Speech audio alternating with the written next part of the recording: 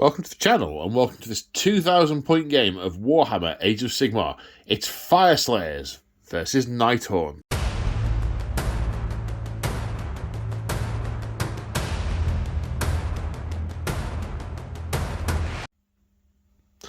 So today on the channel we are returning to our mini-campaign, The Fate of the Forge Fires. Now this is a standalone game, you don't have to have seen episode 1 in order to follow this, but if you are wanting to follow the story, episode 1 is on the channel.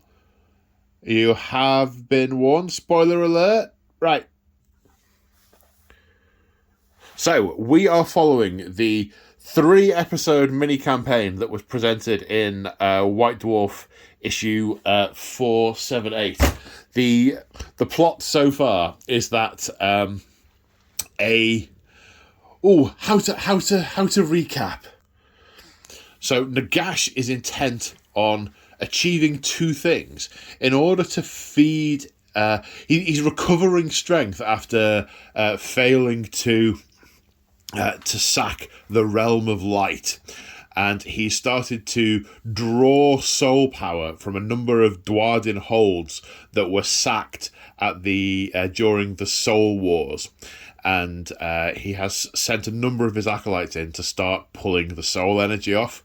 Now the Fyreslayers have got wind of this, and this is an ultimate desecration as far as they're concerned, and this particular forge, this particular holds of Fyreslayers have decided that enough is enough.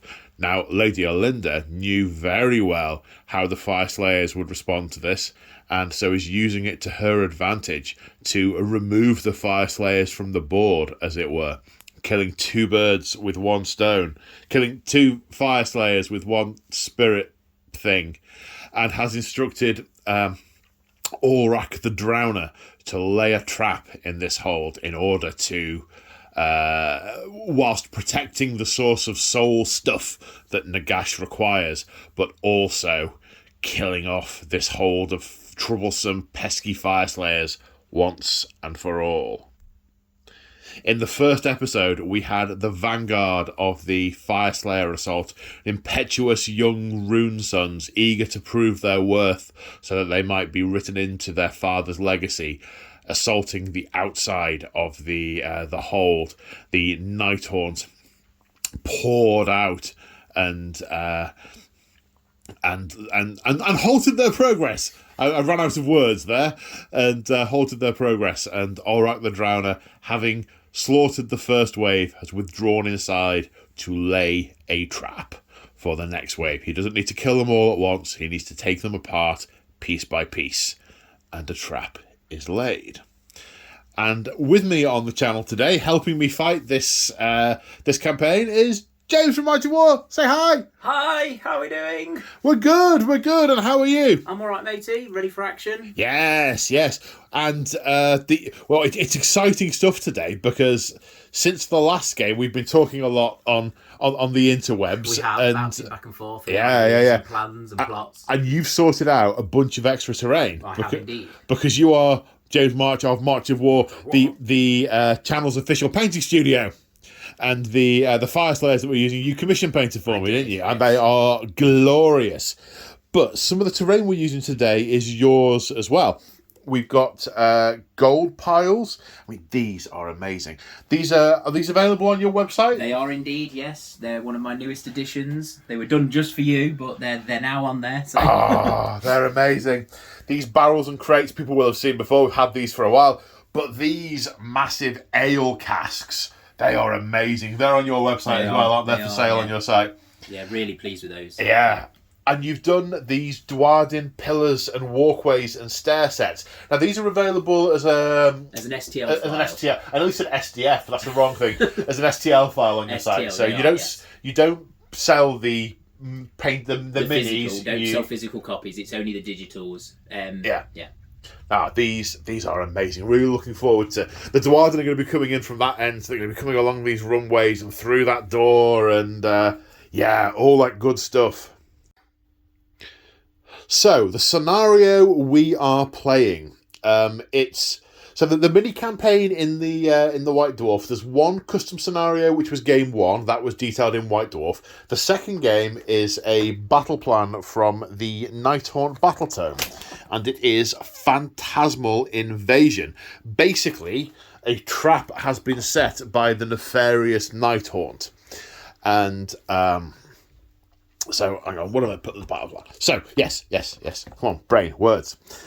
So basically, it's a trap, and the Nighthaunt and the Drowner has laid a trap in here to trigger the to whittle down these Fyreslayers even more. So deployment wise, try and get rid of that reflection. So the Nighthaunt territory is the centre square of the board, and the Fyreslayer territories are the two ends. Now, there are 2 objectives. Now, we're making these some of the gold hordes. So we have 1 objective in each deployment zone. Wrong game. Each territory. It's so easily done.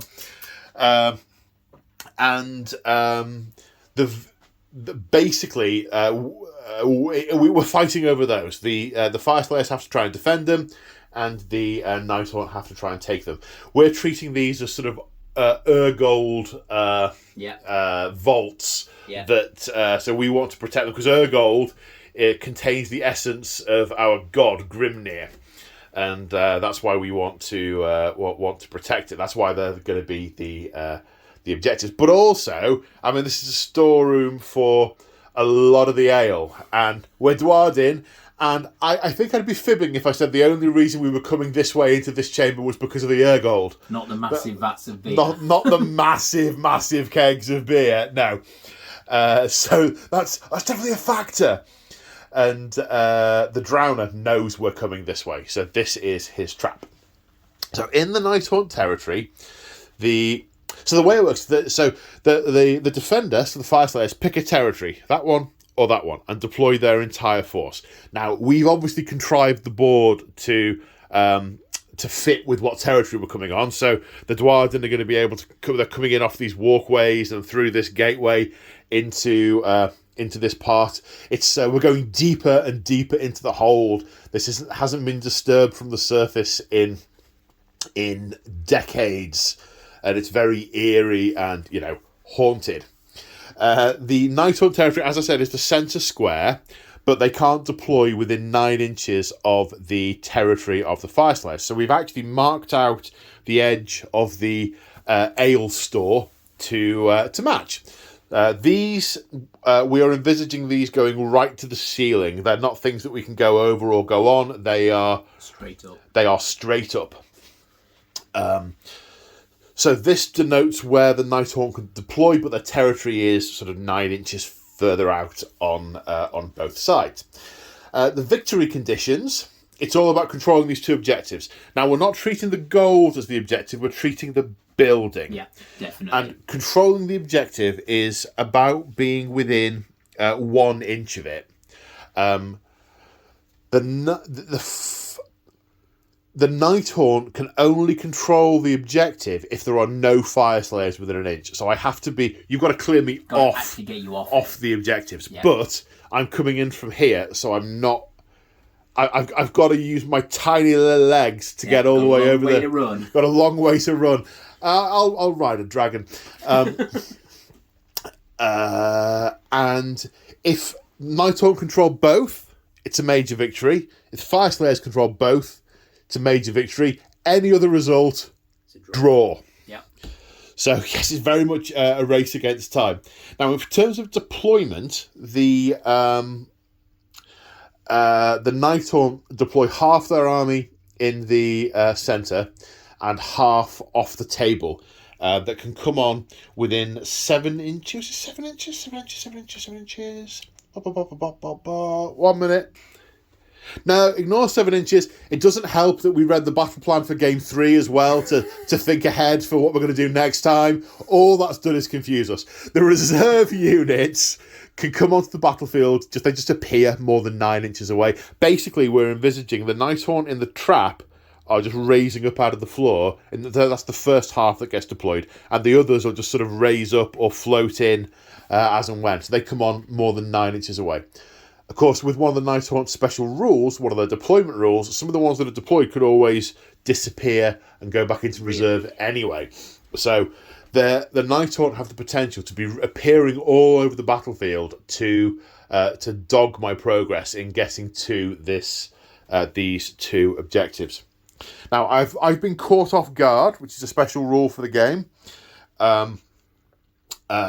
Basically, I have to spend 2 command points for every 1 I would normally to issue any commands in the first turn of the game, because I have been caught off guard.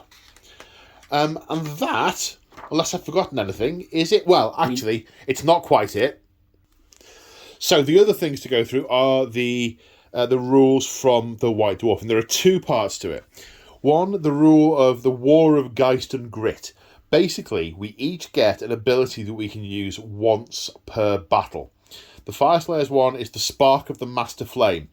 Basically, at the start of the battle round, I say we're going to spark the Master Flame. We are bringing the embers of our forge fire back to relight our forge. We're going to retake our forge and retake our hold and relight our forge.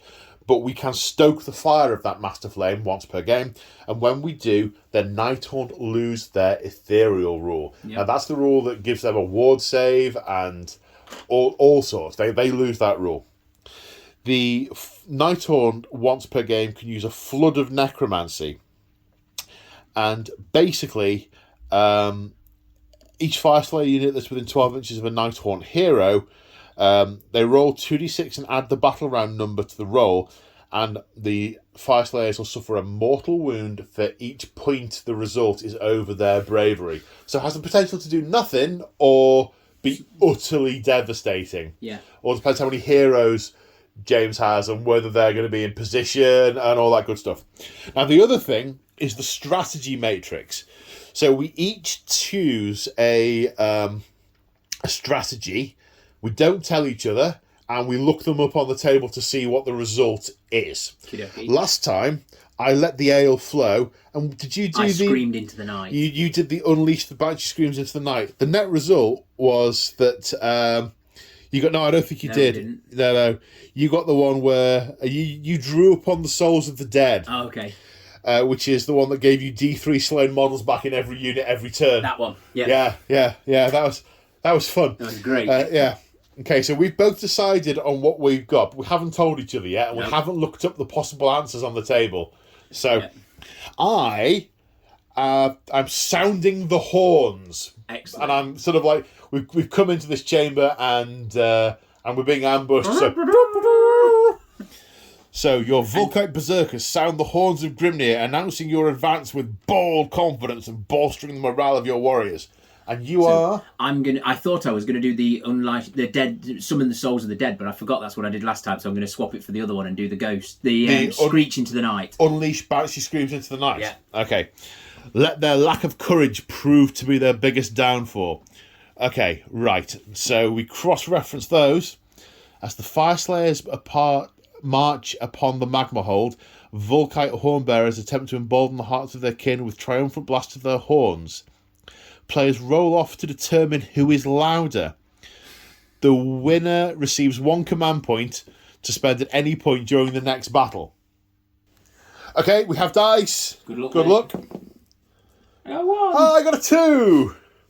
So I get an extra command point to use at any point. Yep. Because my horns are louder than your screams. Yep, you got a loud horn. And on that note, let's take a look at the armies. And here we have 2,000 points of Nighthaunt. So, what are we looking at? Well, I guess first, before we look at them, let's just go over the Nighthaunt battle traits, because they are relevant, and there's like 8 of them. Yes. And the more we go over them, the less likely we are to forget them during the game. Maybe. So, there's the Aura of Dread. Any enemy unit that's within 3 inches of a Nighthaunt unit is terrified. Oh! There are some things that some units get bonuses against terrified units, but we'll come to those as and when that's relevant. But the biggie is that the enemy cannot issue the Inspiring Presence command to a terrified unit. Yeah. So we are always going to be taking bravery tests. They are also ethereal. That gives them 3 things. A 6+ ward. They can retreat and charge in the same turn. And their saves cannot be modified positively or negatively. So you can't all-out defend or anything like that. No. Well, you can. It just does nothing. But you do have a command ability called Discorporate, which sort of you disappear off into sort of further wispy etherealness. That gives that unit, increases their ward to 5+ when you use it. Yep. Wave of Terror, I won't go into a lot of detail on, but basically when you charge a unit, you look up the result of the dice for the charge roll on a table, and it allows you to put an effect on the unit that you charged. And we'll cover that as we get to it. Then Frightful Touch, if you roll a 6 to hit, it automatically wounds. Vanishing Phantasms. Once you've deployed, you can pick up to 3 units to take off the battlefield, and they can then come back in reserve at the end of the movement phase more than 9 inches away from an enemy unit. And finally, your subfaction is the Grieving Legion. Enemy units may not retreat if they are within 3 inches of a unit of 10 or more models of Grieving Legion. Most of your units start at 10. There's a few 5, so it never applies to them. But the Chain Rasps, your basic, they start as 20s. So that might apply in that instance. So what we are looking at, I mentioned basic, so battle line. We've got 2 units of 20 Chain Rasps. They are the sort of basic thugs, who are doing penance. Well, not even doing penance; they're being punished. Then we have the we'll get the name right. The Grimghast Reapers. Grimghast Reapers. Thank you. The Mermorn Banshee. So these are another battle line unit. They get extra attacks against large size units, or it might be an extra. They get bonuses against large units. The Mermorn Banshees. There's only 4 of them. They're quite stabby with those daggers. Those daggers sort of pass through armour. They've got like a good rend. I think they're 2 damage each, which is good. They haven't used them yet, so we'll see. They have an ability to unbind spells. Not going to be relevant because we are Dwarden. Then there are the 10 Dreadscythe Harridans. They basically just have a boatload of attacks. Yeah. And if they scent blood and if they get the scent of death in their nostrils, they kind of go berserk and get more attacks. Yeah. And I think they hit better and wound better against wounded units. Is that so? That was it. +1 to hit, +1 to wound on wounded units. Yeah. If a unit was wounded this turn, I think it is. Then we have a unit of 5 Hex Wraiths, just sort of basic ethereal cavalry. Then we have 10 Bladegeist Revenants. Well done, you got that quicker than I could find it. Yeah. Who are fairly choppy, swordy people. They're 3+3 +1/1 on their attacks, and get 2 each. Then at the back we have 2 units of 5 Throne Guard. They are the shooter units, but they don't need a line of sight to hit. But they are quite short range. I think it's either 15 inches or 12 inches. I think they're 12. I think it's really short. It's really short, yeah. But there are quite a few heroes in this list.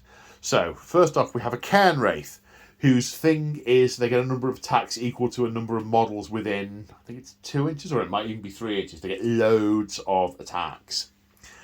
Then we have a Tomb Banshee. Tomb Banshee. I knew it was Banshee. We got a Tomb Banshee. She is a fairly just an average hero. Doesn't do a lot. Average hero. I can't remember what her thing is. 1 minute. When she charges a unit, you roll the dice, and there's a chance that they might have to spend extra command points if you want to issue them orders. So it can be quite good for locking out things like all-out defense and that kind of stuff, but not always. Then we have the Guardian of Lost Souls. He's the wizard in the army, and his thing is he brings models back. That's one of his core spells. It is. He also has a spell called Spirit Drain. That's the one chosen from the lore. He has to get within 12 inches, and it sort of does damage to me and heals him. Yeah. Basically. And then he's got the artifact as well. Oh, he has the Lantern of Nagashazar. Beacon of Nagashazar. Beacon of Nagashazar. It's a once use. Every unit on the table gets a model back. Yep. Then we are still in with the heroes. We have the Knight of Shrouds on Skeletal Steed. The Knight of Shrouds, their thing is that every time they kill something, they get extra wounds. Yeah. So they get harder even and harder to their baseline profile. Not only do they get a wound back, but they get one extra on their baseline profile. Yeah, absolutely. It's nuts. Yeah. The Dread Scythe Harridan, he's like a cavalry lieutenant, and his thing is that he gets to mimic orders that other units issue. And then we have the big guy himself, the Drowner, who is fairly choppy in combat, not massively so, but his big thing is he lets you pick units up off the board, and he basically he's the ferryman. He'll ferry them through the underworld to reappear elsewhere on the map outside of 9 inches of the enemy. He is a big movement, but we used him to great effect last game. We did. It was like trying to fight smoke. Which is how it should be. I could not nail the little dead blighter down. Exactly. The one thing that also that ability that he does where he picks up a unit that he can see and teleports him and the unit to a new location is a command ability. Yeah. And he can copy command abilities, and whilst technically it's a thing where he can do the same thing at the same time, we're not doing it because it feels wrong. We're saying basically he can copy the generic ones. The generic ones, because, wrong. Yeah. And that, forgetting anything? I think that's it. I think that's it as well. And that's 2k of Nighthaunt. Let's take a look at the Fyreslayers. And here we have 2,000 points of Fyreslayers. Beautifully painted by March of War Painting Studios. I mean, they're just gorgeous. I know I keep saying this every time, but they go away in a box, and then when they come back out, I'm like, I've forgotten how cool these look. And they're your sculpted bases as well, aren't they? You sell those on your website. Bases. Yes, mate, yes. Yeah. They're the Dusty Desert, something like that. Cracked Earth, one or the other. Cool. Okay, so what are we looking at? Well, army traits first of all. So, I mean, there's not a lot with these guys. They have the Urgold runes. That's their main rule. Urgold, long story short, is infused with the blood of Grimnir, and whilst they look like the rest of the Mortal Realms think they're just mercenaries, only fighting for gold, they are searching for Urgold, which is indistinguishable by non-Dwardim. And they hammer it into their skin in the form of runes, which empowers them. The way this rule works is each turn, each battle round, I pick an Urgold rune, and that is in effect for the turn, for the round, and it gives them an ability. I also roll a dice, and on a 6, they get the enhanced version of the rune, so they get like 2 rules instead of 1. I won't go through them all, I'll cover them as and when we use them. They have a command ability called Fierce Counterattack. Any Berserker unit, which is all of these that aren't heroes, if they have been charged, they use that command ability, they gain fights first. Ha! Fierce Counterattack. Wow. There's also a heroic action called Blaze of Fury, which a hero can use, and they gain the enhanced ability of the Urgold rune for that turn.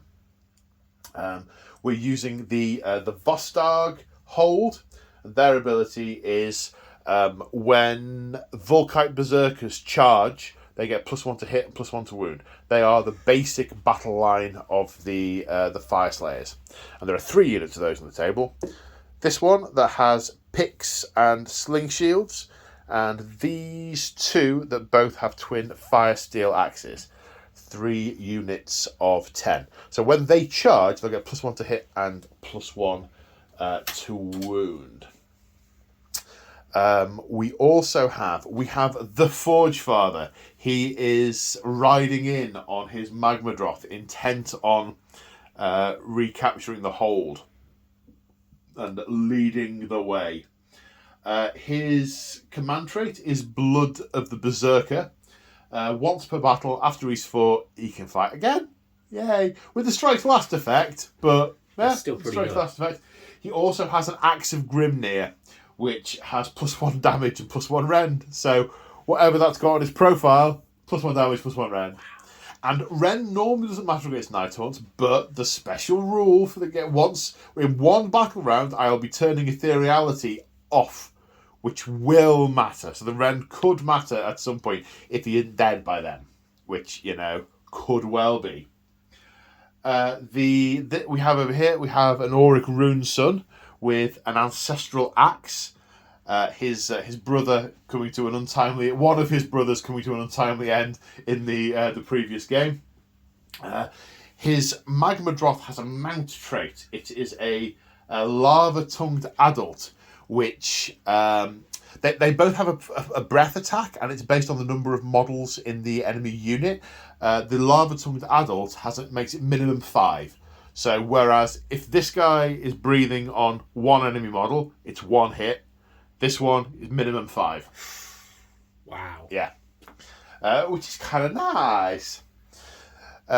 We then have 2 units of Half-Guard Berserkers. We have one of them that have the pole arms. They don't have any rend, but if you roll a 6 to hit, they do mortal wounds instead. Or is it in addition? Hang on. As if by magic, I've got the thing in front of me. But in addition to any normal damage. But they're sort of 1 damage a go. So it's the 6s to hit you're looking for with those guys. The other ones with the Berserker broad axes, there's nothing particularly special, but they've got a base rend and they are 2 damage. So they're, even when you're fighting ghosts, a big swing will cut through 2 of them. Yep. So that's what they are. Now, because the Auric Runefather is the general, these 2 units are battle line. He's bringing all... Well, I mean, I have got another 20 of these guys, and I could have just brought these, but I thought that would have felt a little bit in 2K. So, hence, still having some Volkite Berserkers. It is meant to be an elite push, but not so elite. Not just elite. Not just elite, yeah. We have 2 other heroes. We have an Auric Flamekeeper. The short version of what he does is every time a Dwarden near him dies, he gets a dice next to him. We increase the number every time a nearby Dwarden dies. When it gets to 6 in the combat phase, you get to pick an ability from a list to play it on a unit. Okay, cool. And this guy is the I want to say Battlesmith, but someone's covered up the card I was trying to read. Battlesmith, and that someone's me. When I put down the half-card Berserker card, I don't know, you can't get the staff. Anyway, so the Battlesmith does a couple of things. Units within 12 inches of him get a ward save of 6, which is nice. If he plays the rally command on a unit, they come back on 4s instead of 2s. Wow. Yeah, I mean, he's expensive. Yeah. Well, he's 150. He's enough. He's plenty. And he's got a once per battle where he can plant the banner down, plant his icon down, and all the Dwarden will rally around it. When they do that, they get a 5+ ward instead of a 6+. Cool. So he's a buffing unit. He's a buffing unit. And the thing to note is the Half-Guard Berserkers, when they're wholly within 9 inches of a Dwarden hero, they get a ward of 4+. So they definitely need to be near heroes. They are there to protect them. And they fight much, much harder. They'll suffer much more if they are protecting their kin. I think that's it. Haven't got any priests. Haven't got any wizards because Dwarden. Haven't got any priests in this list because the priests, there's a separate force of the priests who are heading straight to the forge to try and reignite the flame. That's game 3. So they are all off somewhere else at the minute. But on that, if I have forgotten anything, we'll cover it later. Let's go on to deployment. Okay, so here we are after deployment. According to the battle plan, the Fyreslayers, the defender, had to deploy first. So my plan is simple and also possibly cunning. It's cunning is in its simplicity. Auric Runefather, Auric Rune Son, Half-Guard Berserkers, Volkite Berserkers, Auric Flamekeeper are going that way. to get to that. Yep. Then I have a little defensive cadre over here with the Battlesmith and more Half-Guard Berserkers and then 2 units of Volkite Berserkers around the objective. I've positioned them all so the Battlesmith gives everyone a ward save within 12 inches. They're all within 12 inches, they all get the ward save, and because the Half-Guard Berserkers are wholly within 9 inches of a hero, they're going to get a 4+ ward anyway. So I'm hoping to sort of bulldoze through the middle and survive over there. That's the goal. That's the plan. Survival over there. Right, sir. So you've got, I can see in the middle, you've got your Knight of Shrouds, a Dreadblade Harridan, and Hex Wraiths. the 5 Hex Wraiths. Yep. 2 of the big blobs of Chain Rasps, the Dreadscythe Harridans, and the Drowner. Yep. What was you thinking? I was thinking we need to start in the middles, and we're all really quick, and some of them can jump around and do shenanigans, and I think I need to push in and try and take you back from you. That's what I'm thinking. Yeah. I'm thinking that trying to get the back first, because I don't need to defend that one, because you're not there yet. So. Well, that's true. Yeah. That's true. I, unfortunately, though, without the immense movement and repositioning you've got, and my tiny little legs, I've got to start for there. Straight away. On the run. Yeah. So you've deployed. You could use the Vanishing Phantasms rule to take 3 units off the board and put them back in reserve. But there's kind of no point. You want to alpha strike me. I've got 1,000 points off the table already. So yeah, exactly. And it's not like I've seen you deploy and counter deployed, and now you're going to sort of tweak that. It's sort of no, that's what you've got. That's kind of what you want. Yeah. So we don't need to roll for priority in battle round 1. Nope. Nighthaunt automatically have turn 1. Yeah. So very best of luck, sir. Thank you. And you too. Yeah, thank you, sir. And let's go on to Nighthaunt turn 1. Very brief hero phase. Ulrich the Drowner used heroic leadership to generate a command point. He succeeded. The Ulrich Runefather used heroic leadership to generate a command point. He succeeded. So I've now got 4, but of course I'm double cost in the first turn, so I've basically got 2. Yes. So actually, to make my brain easier, you take 2. I'm going to take 2 away. Fair enough. That's easier. Or is it in the first turn or the first battle round? Hang on. No, it was battle round, so that works. I've just thrown 2 of the CP away. So I've got 2 uses. So that works. There is no Nighthaunt Wizard on the board in the first battle round. They are currently off the board. So no spells. No one spending any CP at this point. So we go straight on to movement. So at the end of the movement phase, so there's been some relocation over here. Hex Wraiths, they have a rule where if they run, they get to move 24, but can't then charge. So they've basically flown through the ale, to much gasps and gnashing of teeth of the Dwarden, thrown through the ale and ended up over here. The Dreadblade Harrow can disappear into the floor and come back up anywhere in the battle table more than 9 inches away from the enemy, which it has done. The Knight of Shrouds has also just come this way, but can't move as far as the Hex Wraiths. These guys are staying still. I sense a blockade in my future. Maybe. Then the Harridrans have moved as close as they can to the Berserkers, intent on charging them.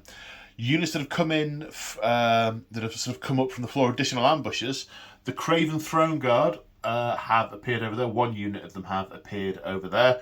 I suspect they're going to be used to put violence into these guys in order to entice the Banshees to more sort of insane deadliness. Yep. The Guardian of Souls has appeared over there, and the Grimghast Reapers have appeared in front of the Drowner, who has not moved. He is still orchestrating his plan, trap, thing. Yes, he is. So that's movement. So, the Throne Guard with their Soul Hunter crossbows, 2 shots each, firing into the Half-Guard Berserkers, hitting on 4s. On 4s. It's 5 hits. Distinctly average. Wounding on? Wounding on 4s. 2 wounds. Rend? -1, 1 damage. Okay, save of 5+ becomes 6+. No, but because we're within 9 inches of a hero. We have a ward save of 4. Both passed. No damage done. That's shooting done with. That is, because that was the sneaky ploy, was if I could get a wound on the unit, then I get +1 to hit and wound for the angry girls with the claws, the Dread Scythe Harridans. So is it charging time? Charging time. With the Dread Scythe Harridans? With the Dread Scythe Harridans. Okay. 5. You're in. So, as a result of the dice roll, the special rule that I can't remember the name of, Wave of Terror. the Wave of Terror, thank you.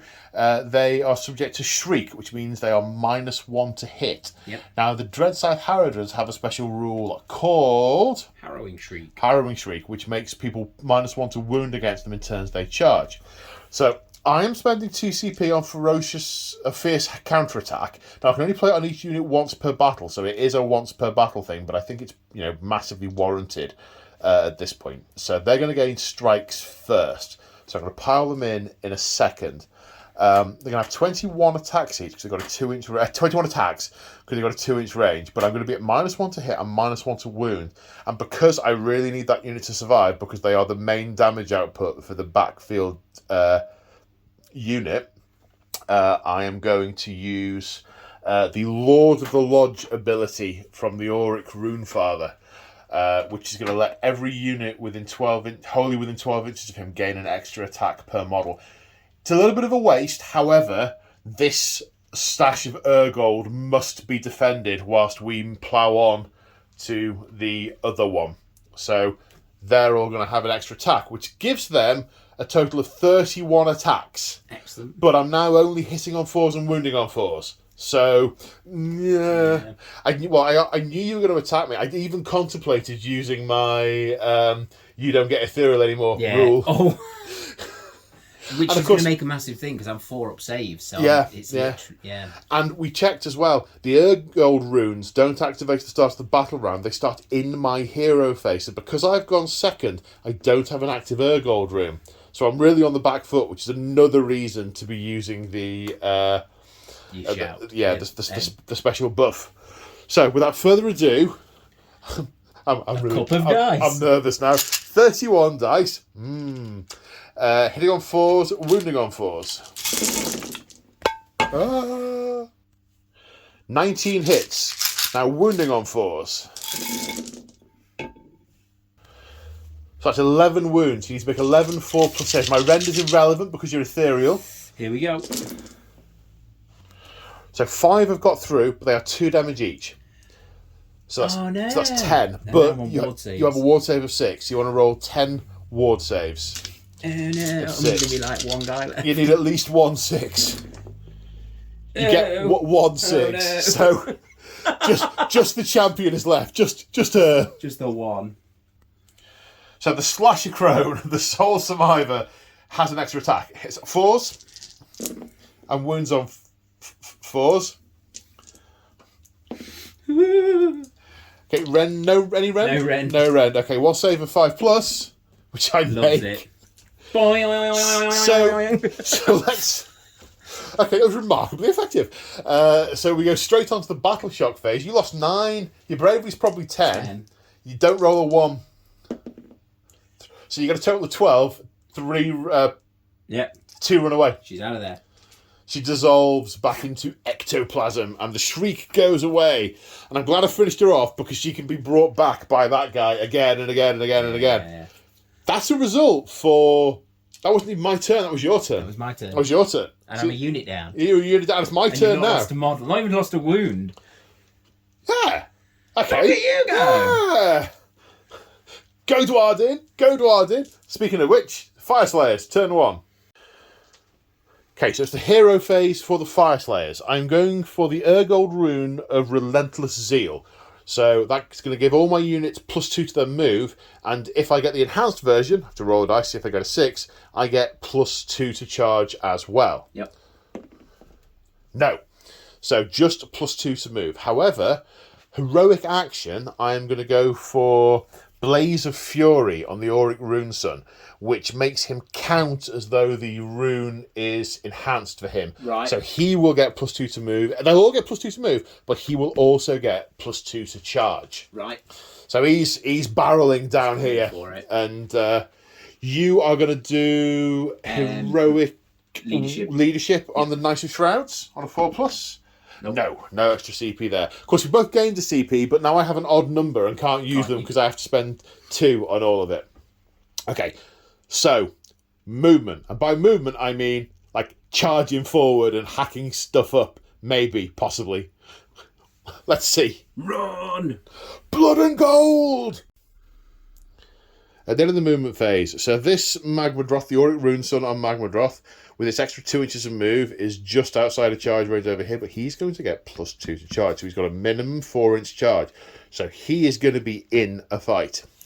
I ummed and ahed about whether or not to run the either unit of Berserkers and try and get a charge. I would have been a 9-inch charge, and I don't have enough CP to be doing much forward to victory, so I elected to run instead. If I'd had proper access to my CP, I'd have been doing some at the double, but no, both unit rolls, he rolled a 2 to move. To run. He rolled a 1 to run, the lazy little so-so. His dice for his Auric Flame is over here. I don't want it on the battlefield.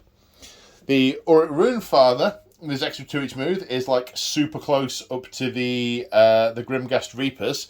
I'm going to put the flame attack in over there if it's in range, on the basis that as he's moved, he's flamed and carried on moving. So from a narrative perspective, we think that works. I think so. Then over here, these the Volkite Berserkers have moved down the stairs and are in range to charge after throwing some Fire Steel hand axes. James ummed and ahed about relocating the Throne Guard, but didn't want to risk giving me extra distance to catapult back here and pile in and risk the Guardian of Souls getting contacted. Mm-hmm. So, that's where we are from a movement point of view. Now I need to do some measuring and some shooting. Right, so starting over here, Roaring Firestream into this unit of Chain Rasps. 9-inch range, 1 attack per model in the target unit. Hits a minimum of 5 because he's a lava-tongued adult, but it caps out at 10. So 10 attacks. On my current damage level, they hit on 2s. So that's 9 hits. And wounding on 3s. So that's 8. The rend is irrelevant to 8 saves of 5+, because that's what they have. Okay, so 6 wounds. You have a ward of 6. Yes. Okay, if I can pick dice up. So No, 6 6 wounds dice. taken by that unit. And I'm throwing in a Fire Steel hand axe, which hits. And wounds. 1 more save. Makes it. Makes it. And similar happening over here. The flaming happening as he's moving past, except for the Rune Father is going to throw a steel axe at the Reapers rather than the Chain Ghasts. So 10 shots hitting on 2s. That's also 9 hits. Wounding on 3s. That's fewer. 5 wounds. 5 saves of 5+, sir. 1. So 4 wards. Wards. What's that? Nope, Is that a 6 4. under there? No, it's a 4. Okay, so 4 of those die. And 4+, no. The hand axe sails through the Reaper. And coming over here, 7 of the Volkite Berserkers are in range to throw their 5 steel hand axes in here. Hitting on 4s. 3 hits. Wounding on 4s. 1 wound. 1 save of 4+. No, ward save of 5. 6 even. 6. Nope. Are they 2 wounds, those ones? Or are they 1 wound? I think they're 1 wound. There might be 1 wound. They are 1 wound. Okay, one of those perishes. Right, now into the charge phase. First, the Auric Rune Father gets an 8. Now the Auric Rune Sun rolls and gets +2 because of the Urgold Rune. Gets 10, a 12-inch charge. Ends up here. The Rune Father there. And lastly, the Volkite Berserkers over here. Need a 4. No, forward to victory. Yeah. 10. They're in. So end of the charge phase, monstrous rampages. We are going to roar over here at the Hex Wraiths to lock them off from command points on a 3+. 2. No, you are not scared by my... Not frightened, unsurprisingly, by my mortal breath. And then on a 2+, we're going to attempt to stomp on some Reapers in the middle. No monstrous rampages. None of that goes off. Right, I now need to decide where I'm going to attack first and what I am more apprehensive of. Scared would be the wrong word. After much deliberation, I've decided to start over here with the Auric Runefather. I did consider coming over here because I thought I could maybe try and nobble one of these 2 units before the other one attacks back. But that would then put 20 attacks into the Auric Runefather. And I think I've decided I would rather he was unscathed. Yeah. And to be honest, he's the master of the lodge. He's the hero. He's the big veteran warrior as well. Yes, he's the nice aged mead, the single mop. No, I'm going to stop talking now. Right, so the Auric Runefather has 4 attacks with his Latchkey Grand Axe, hitting on 3s. He hits twice, wounding on 3s. He wounds twice, 2 saves of 4+. Pass 1, fail 1.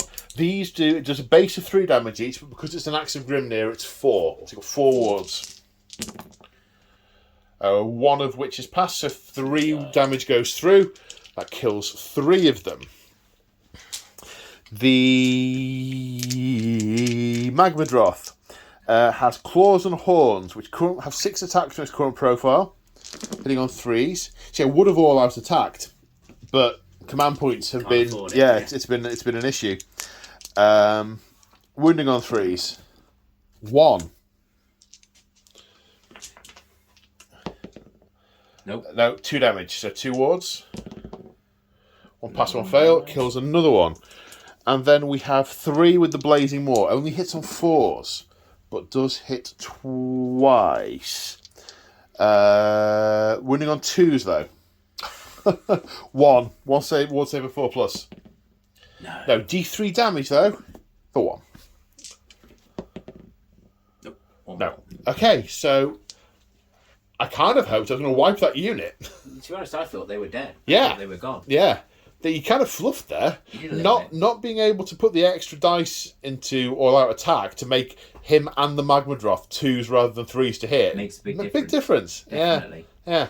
Okay, well, it's your turn to activate a unit, mate. Let's come around there with me a little bit. Oh, you are starting over here. You don't fancy stabbing the Berserkers with the archers first? Oh, I couldn't I? I didn't think of that. Yeah, you could. Whoa, well, should we go over there and Shout do that? No, let's not. I've walked around now. Oh, fair enough. It's a long way.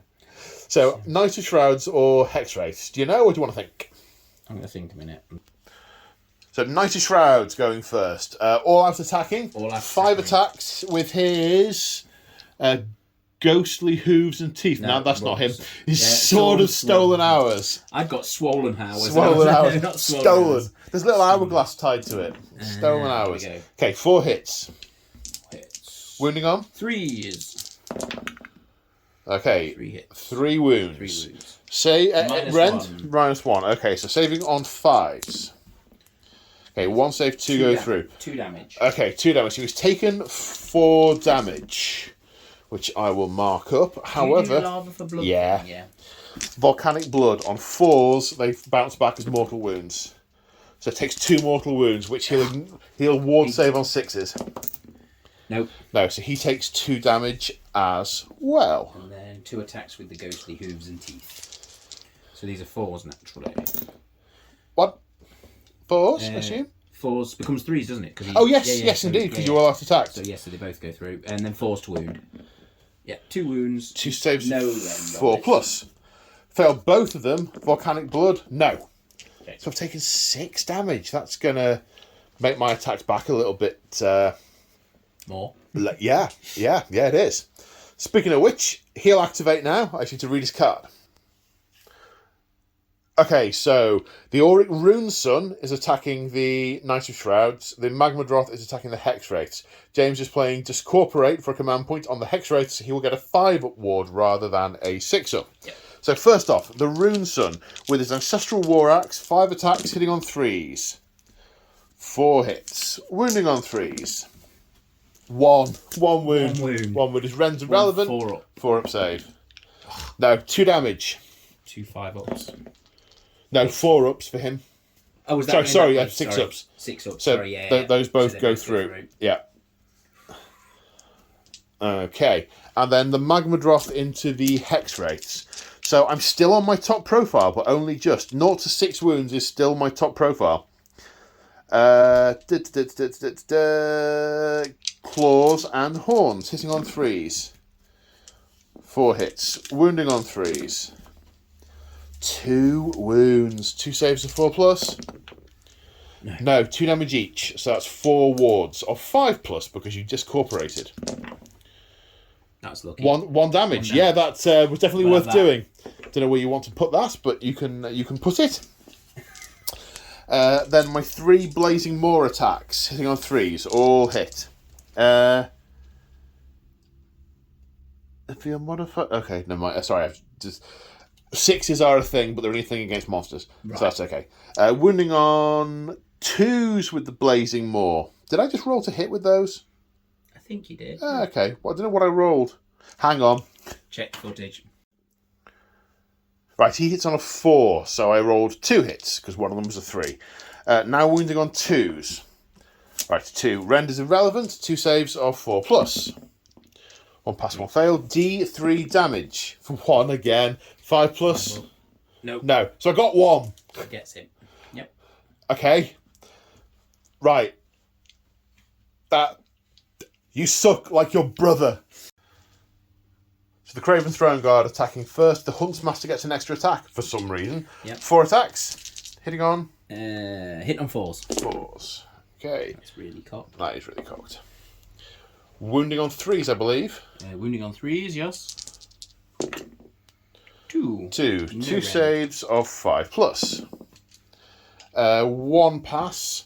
No longer wholly within 12 inches of the guy. So one of them takes a point of damage. It can be him. Right, my turn. So 2 attacks base with the Whirlwind of Destruction rule. Because I charged, I get an extra attack. So 3 attacks each. Because of my sub-faction, my basic, the Volkite Berserkers, who are my basic battle line, they get +1 to hit and +1 to wound when they charge. So that's 31 attacks, hitting on 2s, wounding on 2s. Nice. Bye! And 2 to count hit, wounding also on 2s. 19 4-up saves. Sounds great. That's quite a lot. We just joked about you rolling them all off camera, but I still don't think it's enough. No, How many did you fail? 3, 4, 5, 6, 7. You only failed 7 out of 19. Is that all of them? I think so. You got 6 up wards though. Yeah. So I don't think I can roll 4 6-ups. Ooh, you know, 2, so that's 5 damage to go through 5 die. Hey, in the end, that wasn't that many. It averaged out. Overkill by 1, wasn't it? It averaged out, yeah. Okay, now James is activating the Grimghast Reapers. So the Drowner is playing all-out attack on the Grimghast Reapers. Now because he's the general, the Harrow can also issue all-out attack to a unit. For free. For free. Yeah. So, which is going to the Hex Race. So that will apply in a moment. Yes. Okay, so there are 4 left with sides and 1 with the Death Knell. So 2 attacks each for the sides. Yeah. Hitting on 2s now. No, 3s now. Were they 4s base? 4s base. All right. There were 2 6s to hit there, so they Ghastly Touch do automatically wound. So these are just wounding on 3s. 3s. So that is a total of 5 wounds. Any rend? These are -1. Okay, my basic save is 4, so I'm saving on 5s. That's one of them. But I have Volcanic Blood, so you take 2 mortal wounds back, which you are going to... 6s. Yeah. So one more dies, and I take 4 damage. And then the Death Knell, hitting on 3s now. Both hits. No auto wounds. Wounding on 3s. Both wound. These are -1, but D3 damage. Okay, 2 saves of 5+. 1 pass, 1 fail. D3. For 2. 1 mortal wound back to you. Ignore it. Ignore it, yeah. Ignore it. Well, you ignore it. The lava splashes straight through, and I take 2 damage. Okay. Now we come over here to the hex rate. So, spectral sides, 2 each, plus an extra 1 for the unit champion. Now I'm hitting on 2s because of all-out attack. 8 hits. And the 6s automatically go to wounds. I'm wounding on 3s. Wounding on 3s. That's 3, 5 in total. -1 on these. So saving on 5s again. 2 saves. Again, I can't do anything about that. Only single damage. Single damage and 1 wound back to you. Which you don't ignore. Okay, so I'm now bracketed. And then I've got 8 attacks from hooves and teeth. And 1 of these is wounded. Hooves and teeth. Hooves and teeth. These are going to be 3s. They all hit. Them. No auto wounds though. And then 4s. What's that? 4. 4. 4 saves of 4 plus, no rend. Pass 3, fail 1. Do I do a mortal wound? I do. Do I ignore it? I don't. No, so that kills the one. injured one. And I take another wound. Are we at the end of the combat phase? I think we are. I think we are, because Magma Droths do something at the end of the combat phase. Oh, do they? Yeah, they do. Do they fight again? So at the end of the combat phase, you roll a dice for each unit within 3 inches of a Magma Droth. If the roll is equal to or less than the number of models in the enemy unit, the unit suffers D3 mortal wounds. Okay. So roll of a 1, the Night Shrouds. 3, no. Hex rates, 3 or less. Yes! D3 mortals. For 3. Ignored on 5s because you're still discorporated. So ignore 1. So 2 get through, kills 1. Another 1. And then there are 4 Grimghasts left over there. 4 or less. Yes! D3 for 2. 2 saves of 6. Wards of 6. Nope. No, 2 more of those are destroyed. So now we come to the Battle Shock phase. Now, the Hex Wraiths have got a bravery of... I would guess 10. 10. Yeah. So they can't fail. These guys, the Grimghast Reapers, they probably have a bravery of 10. 8 of them died. Yeah. So, do you have any command points left? No, I used my last one, didn't I? You did. Okay, so 8 plus D6. 14. 4 run. That's them out of the way. But they have done me some damage. They have. They've poked you a bit. They have indeed. They've poked the bear, yeah.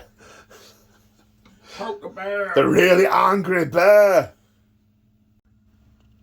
And the Chain Rasps lost some. This unit lost 6. Bravery is 8.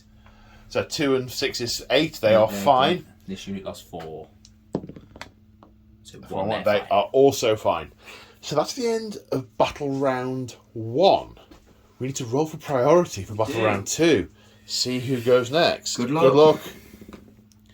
I'm going to go next. Yeah. Stompy. Yeah, and I need to... Stomp on board. I need to be violent. Yes, you do. Be excessively violent. Fyreslayers, turn 2. Okay, so it's Fyreslayers round 2. The Fyreslayer, the Auric Runefather, has commanded the spark of the Master Flame to be unleashed. So in this battle round, the Nighthaunt do not benefit from their ethereal ability. Eek. So I can rend you and you don't get a ward save. Yep. The Urgold rune that we're going to use is the Rune of Awakened Steel. So the rend characteristic of our weapons is improved by 1. Okay. If I roll to see if it's enhanced. If I roll a 6, they're all improved by 2. I mean, it's the time to do it, isn't it? It really is. No. Part of me's quite relieved at that. I don't know this. You're relieved. I don't know how much of a game this would be. Heroic action, we're going to go for heroic recovery. Yeah. My bravery is 8, need 8 or less to try and get some wounds back. 4. I regain D3 wounds for 3. So only taken 3 damage. But of course, your ability, the Flood of Necromancy, the highest bravery I've got is 8. Yeah. And you've got to roll, add the battle round, 2d6, add the battle round, and each unit takes a number of mortal wounds to the difference. So, and you've got heroes still off the table that can come on and flood that in. Yeah, there's definitely some shenanigans still to do. So do you know what your heroic action is going to be and who it's going to be with? I'm going to do it on Arlick the Drowner. Because you get to double up. Double his one. Yeah. No. You should spend normal command points on him and double up. Right. Movement phase for the Dwarven. I guess the first thing is he's moving up to 3 inches away from Arlick the Drowner, and you're going to redeploy. Yeah, relocate. 2 inches back. So you're 5 inches back from me. So at the end of the movement phase, no change here. Guy can't move. These, the Half-Guard Berserkers have moved 4 inches up. It just feels so slow. Really, especially when we're going end to end. Yeah. And I got a 3-foot gap to get across in the middle of the table. Feels like playing old Warhammer when you used to get Marines moving 4 inches. And then doubling it for 8 for run. And you only had 4 turns to play as well. Yeah. These ones ran an extra 2 inches, so they hardly look like they moved at all. The Drowner redeployed back 2 inches, so we've got a 5-inch gap there. So, then over here, the Volkite Berserkers move forward, and the Guardian of Souls also redeployed. We on the channel we play that things like command points and stuff like that can be used multiple times in a given turn, and spells can be cast multiple times because we just feel it's more narrative. And if you're still watching, you're one of the people who hasn't turned off in indignation. So that's all of that movement, though I am not sure how many I'm actually going to get into that breach when I charge in there. So that what the issue there might be the frontage and how many Dwarden I can bring to bear. Right, so it's the shooting phase next. Okay. So can this... No, I think that would be a bit spurious. He can sort of singe the back of his robe. Yeah. I wouldn't be happy with that. So he'll breathe fire at Ulrich. He'll hit on a 2 on his current wounds, but only 1 dice. Hits wounds on not that. Throwing an axe. No. Okay, that was quick. Right. So to the Rune Son, he will breathe on the Hex Wraiths. He'll breathe on the Hex Wraiths, but because he's a lava-tongued adult, it's a minimum of 5. Okay. So he gets the extras. So he's hitting... Oh, what's his damage? He's taken 8 damage. So he's hitting on 3s with a Roaring Firestream rather than 2s. So that's 2 hits. Wounding on 3s. 2 wounds. Rend of 1. So your saves are 5. Makes one take pass, 1 fail, and throwing an axe at you, which misses. Now, Fire Steel Hand Axe is being thrown into these ones. There's a couple who can't see because of the angle of the building. Hit on 4s. Wounding on 4s, that wasn't. That was 2 hits. No, nothing. They pass straight through the ethereal Nighthaunt that currently aren't ethereal because the power of our rune, the power of Grimnir has surged through this cavern, momentarily disrupting the necromantic power, but apparently not over there. It's marvellous. It's not working. Not doing anything. It's not doing anything. It's not working, Father. Fan the flames, boss. Fan the flames. Rune Father, you said this would work. So. We have some charges. So, who am I going to want to do? Right, the Auric Runefather needs a 5-inch charge. Come on. Oh, 6 inches. Makes it in. The Volkite Berserkers. Have I got that? No, Half-Guard Berserkers. And I don't think it's Volkite either. Is it Volkite? Volkite. The Volkite Berserkers need a 5-inch charge. 10, which they get. And over here, these Volkites need a 3, which they get a 5. And we're going to see if the Auric Flamekeeper can get in as well. No, we needed a 10. The Volkites over there only managing to get 5 into range through that breach. So, end of the charge phase, it's monstrous rampages. There's no one I can stomp on because no one's infantry. Oh no, it's not. It's other than monsters. I don't think I should be able to stomp on him. I don't think that's right. So I will try and roar at Ulrich. Yep. On a 3+. Yes, he can't use command points. Okay. Till how long? Just for the rest of this turn? Phase. Phase, yeah. Oh, phase, that's Yeah. it. Yeah. And we will try and stomp on the Hex Wraiths on a 2+ for D3 mortal wounds for 2. Kills that one and moves the wound over onto that unit. Excellent. Yeah, it's pretty powerful turning off your ethereality rule. It is rather, isn't it? Yeah, somewhat. I don't get to use any of my things. No. So that's Monstrous Rampage. But then again, this is at nearly 800 points between these two. They should be good. Yeah.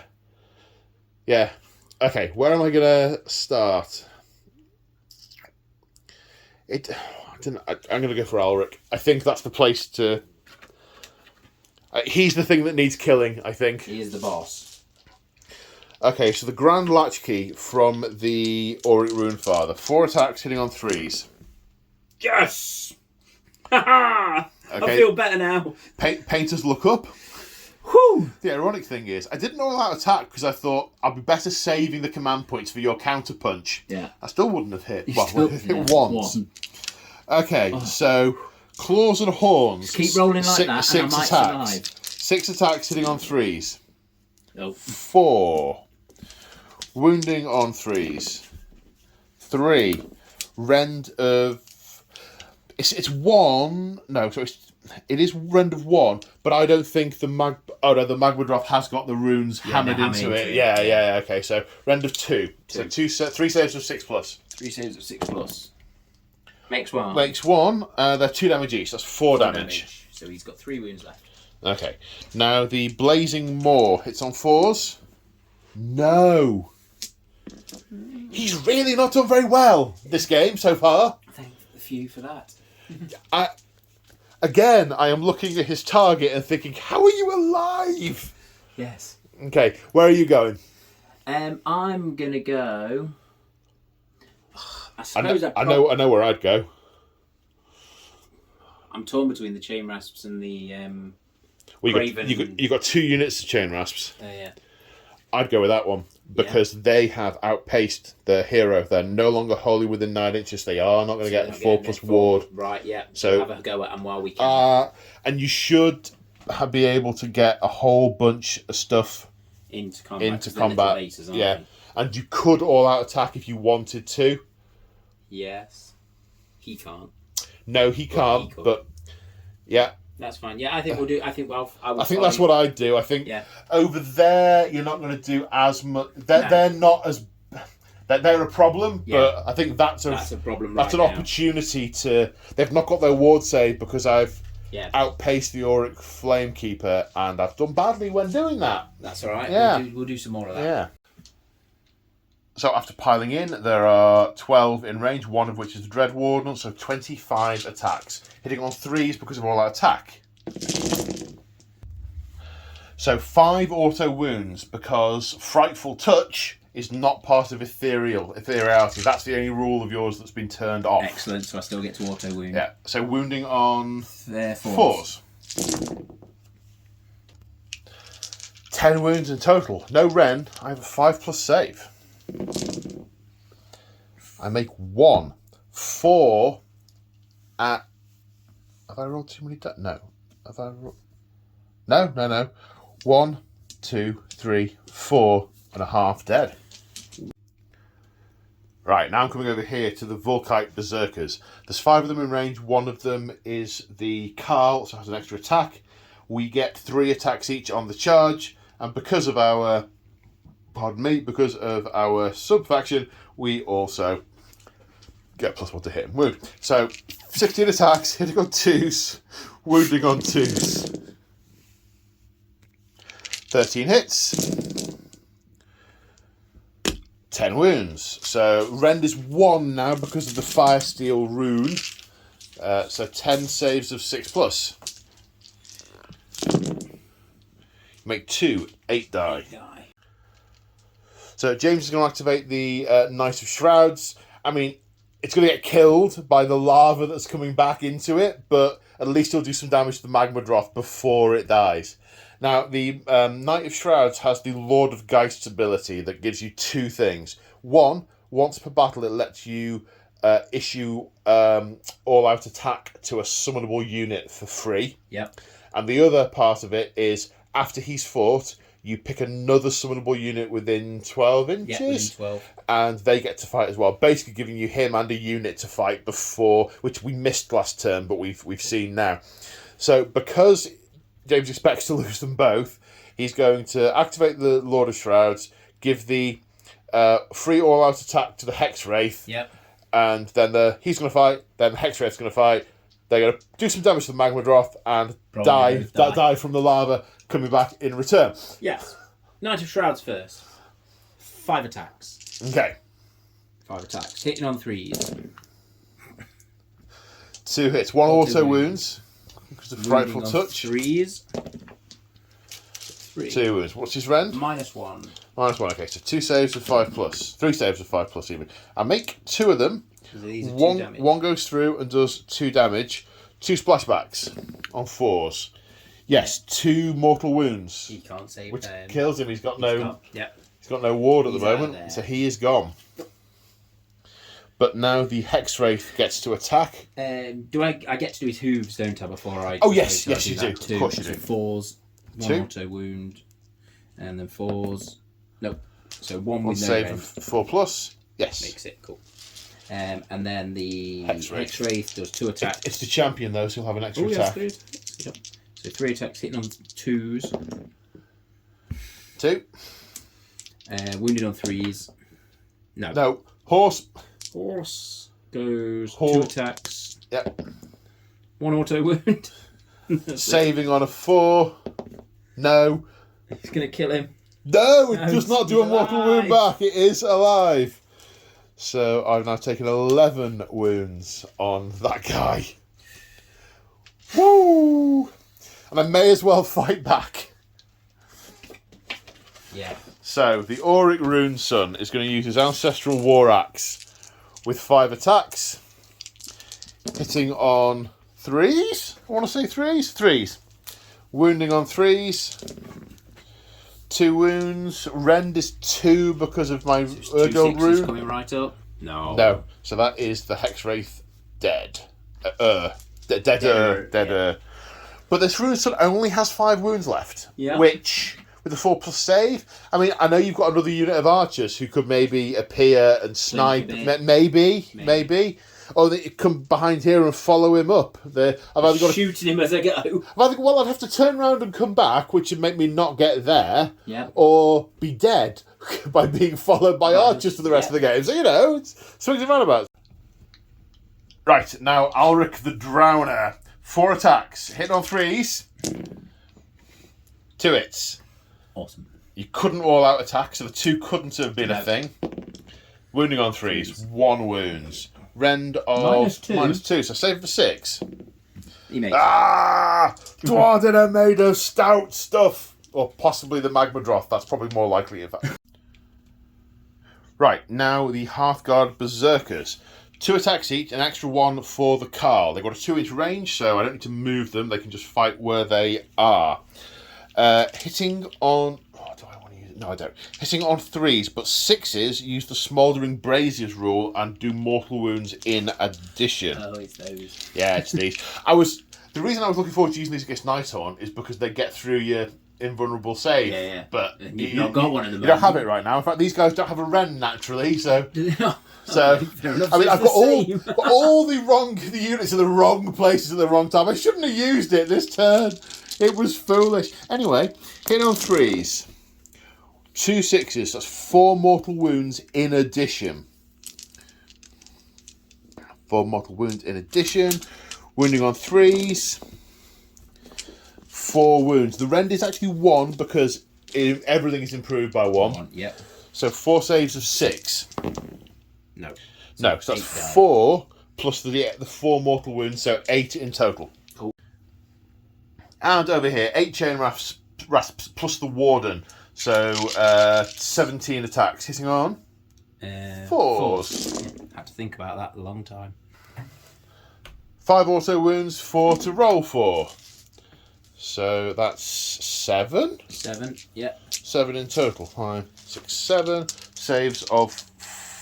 I've picked up the wrong card. It's either 5... Hang on. 5 plus. So minus... No minus, so 5 plus. 5 plus, 5 plus. Pass 4 of them. So 3 go through. 1 was already injured. And another one is slain. Right, battle shock time. So both units of chain rasps, we've done some maths. We think they both lost 8. Yeah. It's getting late. It took us like 6 hours to get set up, which is just ridiculous. So 8, the bravery's 8, so 8 plus d6. So basically d6 are going to run. You don't want a 6. Got a 1. 1. That's probably what you very much did want. So 1 of those runs off. Nice. And in the unit over there, I'm going to spend my CP on that one. CP on Inspiring Presence. Yeah. The comforting light of the Guardian of Souls is anchoring their souls to the point, to the location. These guys lost 4. I cannot use Inspiring Presence because I am terrified because Nighthaunt. So 4 died. 4 plus 4 is 8. My bravery is 8. They stay. The Volkite Berserkers over here, 2 died. 2 died, but their bravery is 7. 2 plus 4 is 6. They hold as well. So the net change, 1 chain rasp. As we go into Nighthaunt turn 2, is it only turn 2? It is only turn 2. Okay, Nighthaunt hero phase. The ethereality is now back. Yeah. Yeah, phew. Heroic actions. You're going to go for an command point on heroic leadership, which you get. So he gets that. I'm going for heroic recovery on this Magmadroth. Need a 7, which I get. I regain D3 wounds. I get 3 back. So he's down to 8 damage taken. Right, spellcasting time. The Guardian of Souls is going to cast Spectral Lure on a 6 to try and bring back some chain rasps. Which we get on Casts a 7. on a 7. D6. D6. For 4. And 4 chain rasps return to that unit. And now we go on to the movement phase. So this has been a mega movement phase. This has been a 40-minute movement phase. We have had lots of discussion about, well, you could do this, you could do that, what about that? Don't know, because it's finally poised. The dilemma that James has got is whether to push for both objectives on the chance of trying to get a win or be solid for a draw. And if going for a draw, which objective to take out? And I think sort of where you've ended up is a kind of middle ground where rather than deciding which objectives you want to have worked out what assets you can take out. Yeah. Because you've still got your flood of necromancy, and that has the potential to do some real damage. Yeah. Because it's 2d6 plus the battle round, and every point over my bravery, and I take a mortal wound, and it affects every unit that's within 12 inches of a hero. And you've got a lot of heroes now. I've got a lot of heroes. And so the thing that I'm also finding really challenging is that you hold an objective if you've got 1 model on it. Yeah. That's the massive... I could flood it and outnumber you and quite easily manoeuvre around and go, I've got 20 chain rasps over there out the way and we've got it. But that doesn't work because it says that if you hold it, if you've got 1 model on it, you hold it. Yeah. So that is the challenge on this. I've got to completely clear both of them. And the other discussion has been about the Magmadroths. To ignore or to slay? Yes. That they keep is bleeding the on question. me and I keep dying. Yes, it's how to do it in melee without dying from mortal wounds. Yeah. Because turns out they're very good at that. They are. This is a very nice... I don't know if this was intentional by the writers of this scenario, but it's a very nicely It's matched. quite, yeah. There's a lot of stuff on both sides that neutralizes the special abilities of really the other does, side. yeah. So what you've opted for is you've pulled the Drowner out, but only he's not taking anyone with him because there weren't really any valid targets, and he's gone over there. He's outside of the fight, and next turn he will probably heroic recovery because he needs to get some of those wounds back. Yeah. Over here, this unit of Volkite Berserkers, they need to have a bad day. So you don't want them to be able to charge because they get all their bonuses on the charge. On the charge, they're 3 attacks each, hitting on 2s, winning on 2s. Yeah. Being charged, they'll have the debuffs you've got, and there'll be 2 attacks each. Yeah. Hitting. And my chain rasps get extra stuff on the charge. Yeah. So, Both our armies need the charge, but obviously you've got ethereal, so you can fall back and you can retreat and charge. So you've pulled back the chain rasps. They're going to go back in. Way, sorry. And there you go. he's dead. He's allowed to be a bit confused. You've pulled those back, so they can charge back in to get their bonuses and to debuff that unit. The Guardian of Souls will do similar. Has position to do that. You've got the Mermorn Banshees in a position to do the same. They look like they could be quite all right. If nice they make little that 9 unit. each charge, they'll be they fine. make the charge, 2 attacks each, 2 damage weapon. So maybe. Yeah. The Drowner is here as a bit of redundancy, a bit of contingency. You did have him back here, and if you to have him really super safe, but in the end, he's a bit closer. So if that doesn't make the charge, you could try a charge because he's got a rule where he does impact damage. And if he does any of that, he gets more attacks with his paddle. Indeed. So, and which wasn't no good against a Magmadroth, but against a Volkite Berserker, totally worth having, as you say. And the other thing around here is Operation Kill the Magmadroth. Yeah. So you've got the Dreadblade Harrow has moved in. This unit of chain rasps, although there's only 5 of them. They've retreated from that unit of Halfguard Berserkers and are going to charge the Magmadroth. They're 3 inches away. They're kind of in the wall rather than anything else. So they should make that charge. There's some shots from here that might take a wound or 2 off it. And then another charge from the Bladegeist Revenants.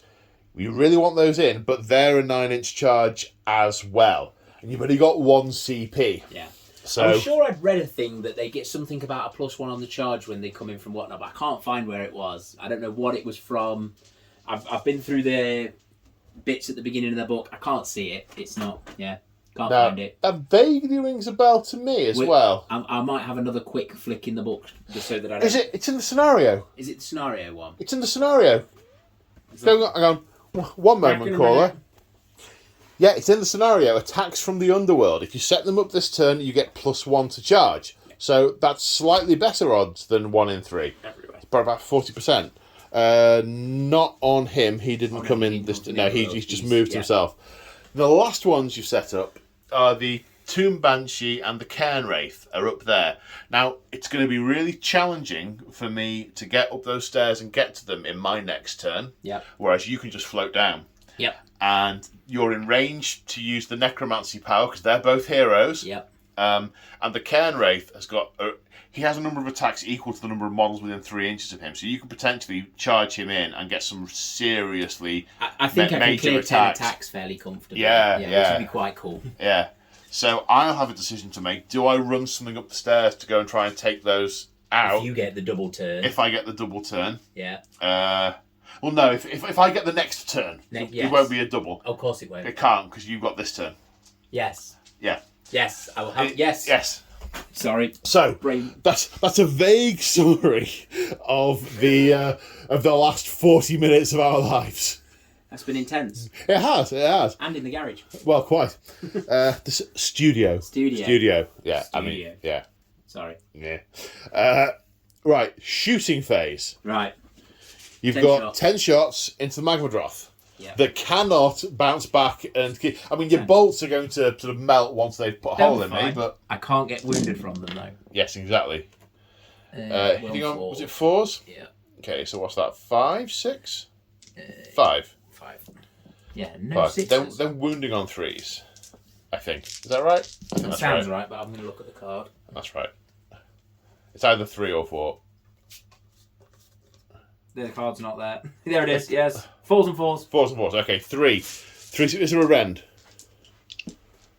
1 rend. 1 rend. Okay, so 3 saves of 5 plus. Pass 1, take 2 damage. So I've taken 10. 6 more to get through.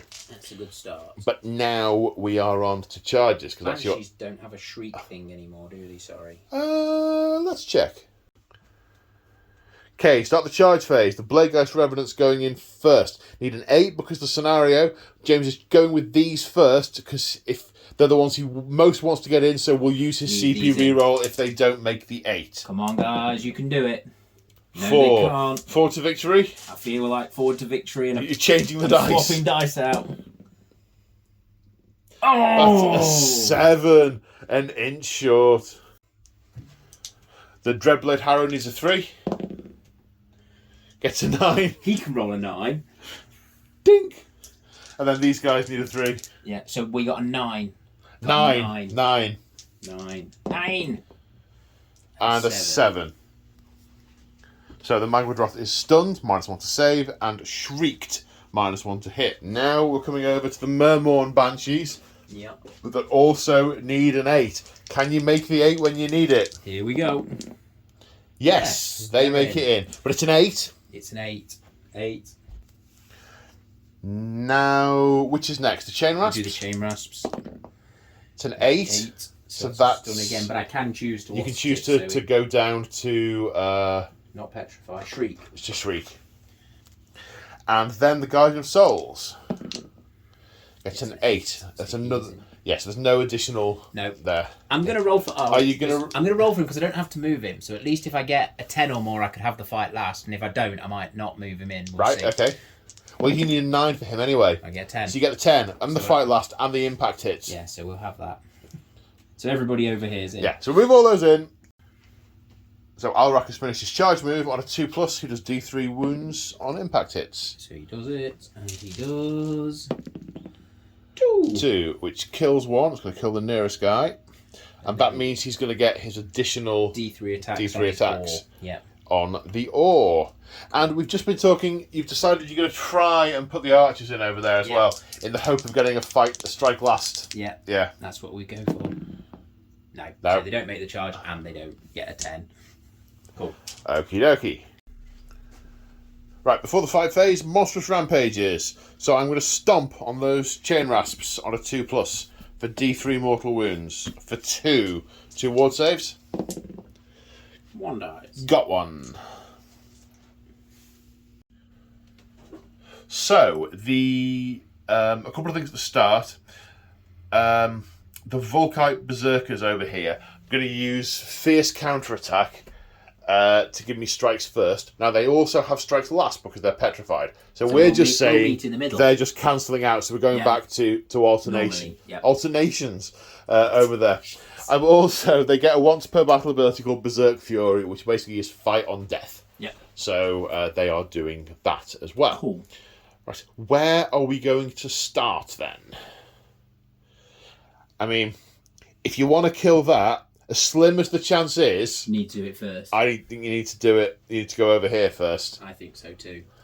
Is it the Dread Harrow who gets to choose a unit to fight with him, or is that the other one? That's the other guy who's dead, yeah. Well, I mean, they're all dead. Yeah. But, yeah. The deader one. The deader one. So, James choosing to start with the Dreadblade Harrow. Yep. And try and get some smacks in against the Magmadroth. 4 attacks. 4 attacks hitting on 3s. Would all-out attack, but no CP. Used them all. And then 3s. So 2. Now, it's rend of 1, and I'm stunned, so it's -1 to save, so I need saves of 6s.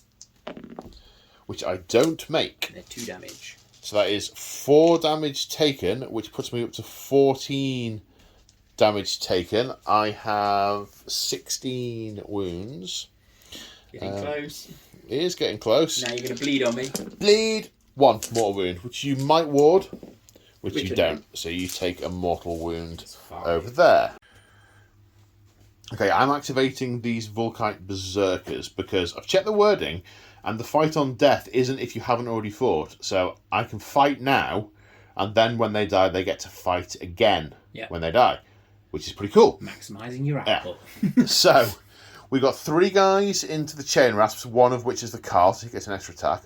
1 into the Guardian of Souls, and 3 into the Mermorn Banshees. So, into the Chain Rasps. I was shrieked at, so I'm -1 to hit. So these are going to hit on 4s, wound on 3s.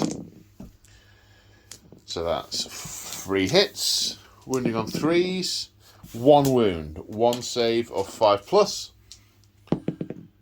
Yep. Then 3 of them into the Mermorn Banshees, 3 hits, 1 wound, 1 save of 4+. Yep. And into the Guardian of Souls, 2 hits, 1 wound, It gets failed, ward save. just 1 damage. Yeah.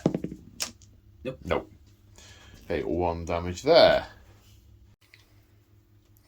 Okay, so now we're coming to the Chain Rasps over here. There are only 4 of them, but including the Dread Warden, so that's 9 attacks, hitting on 4s. Yeah, I hit on 4s, but I'm +1 to wound. Yeah. 1 auto wound. So that's 3. It's 4s, isn't it? Yeah, 3 wounds. So 3 hits, I should say.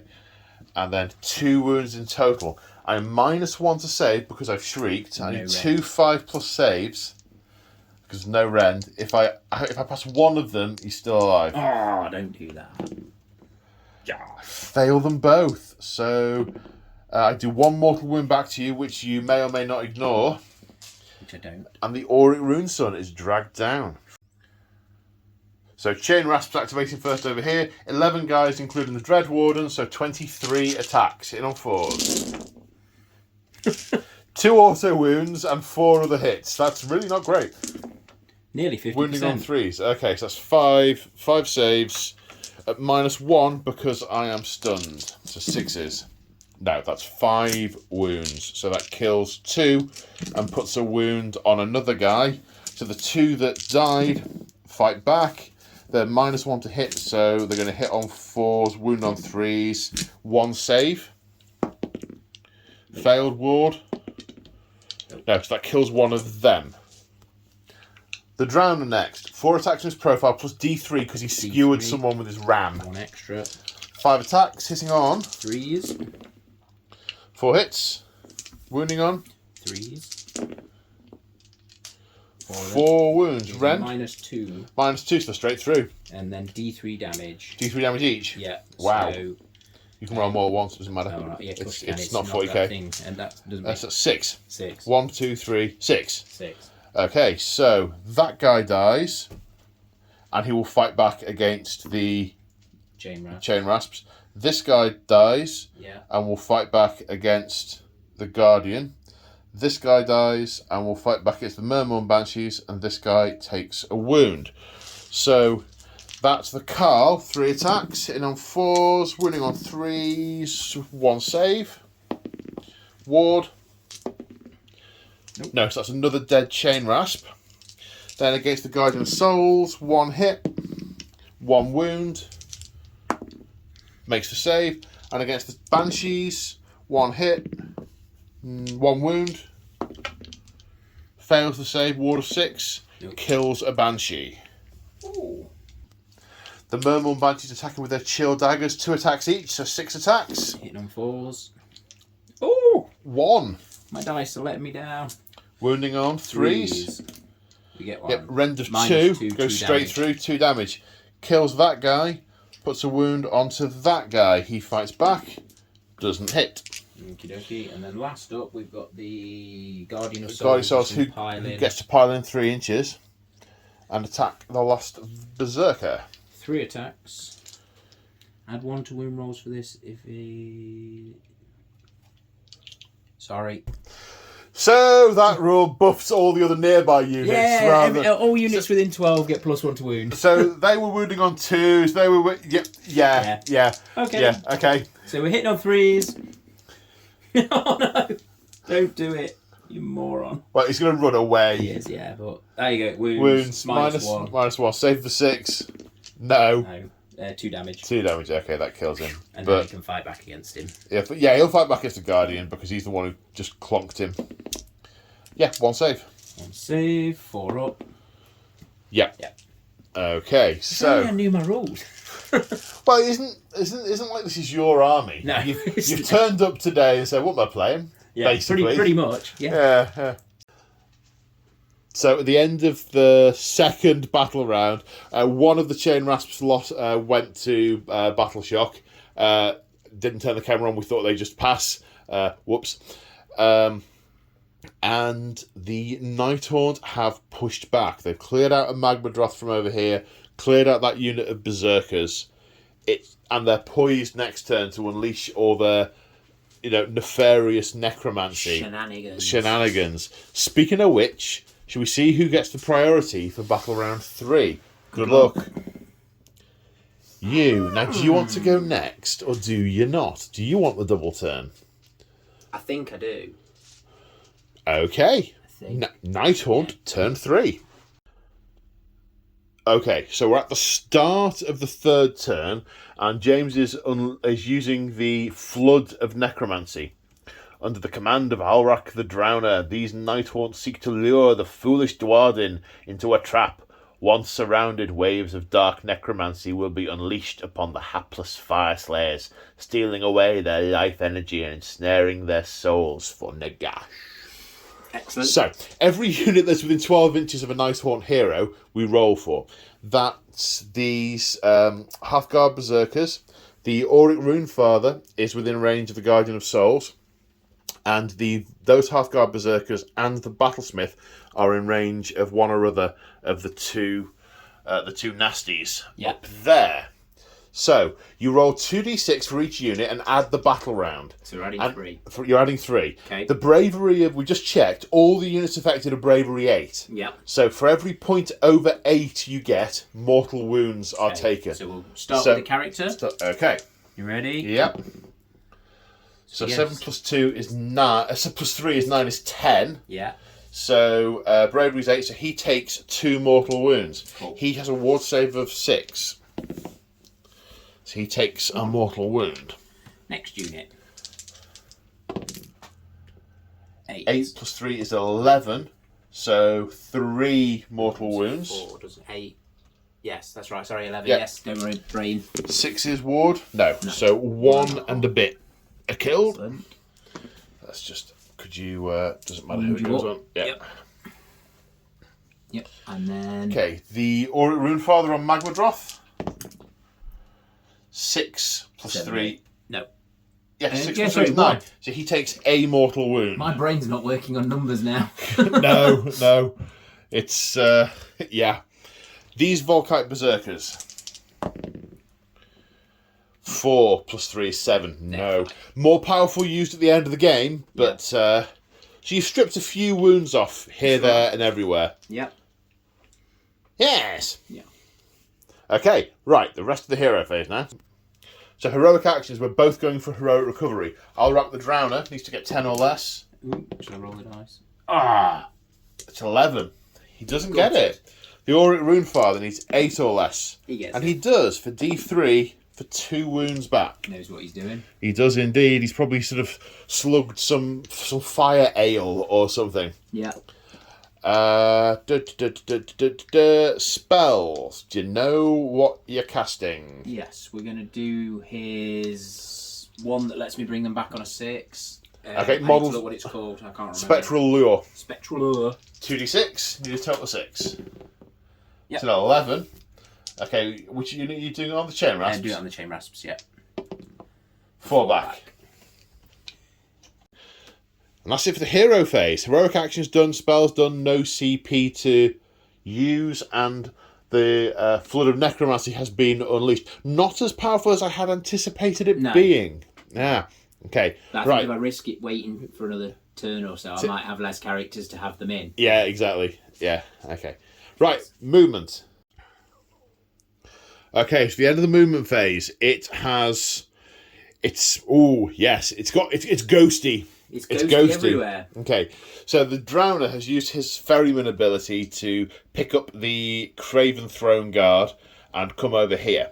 So the idea is to get the Drowner to charge in, do impact damage, and some nasties to these Dwarden, the Volkite Berserkers with the sling shields.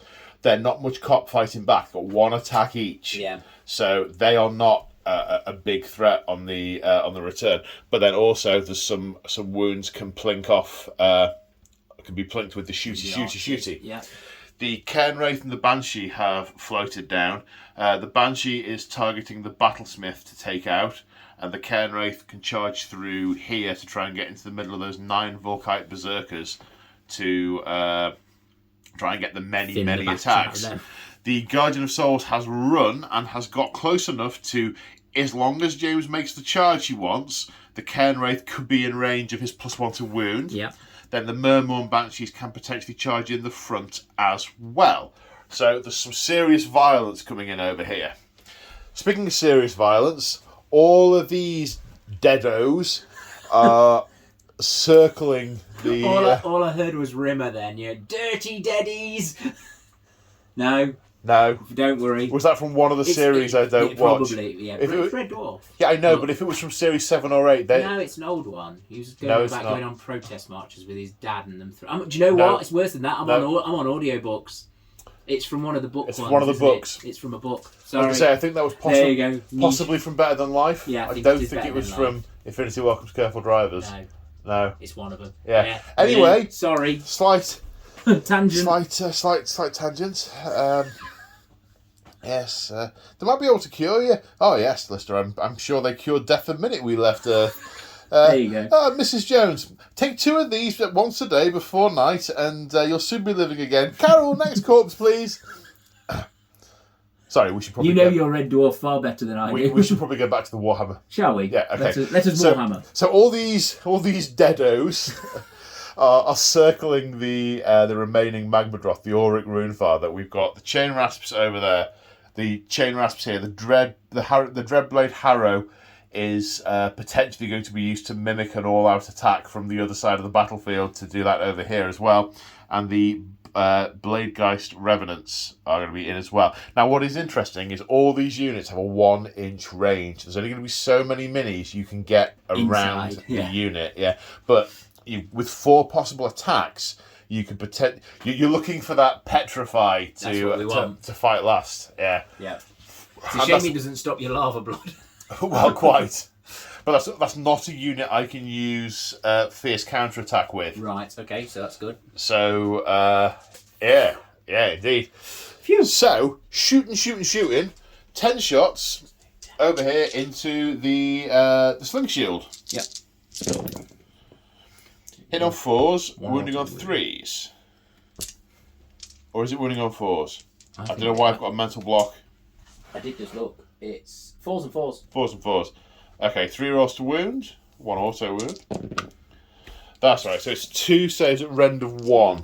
So 5 pluses. No, that kills a Dwarden. And kill that one. He's nearest to them.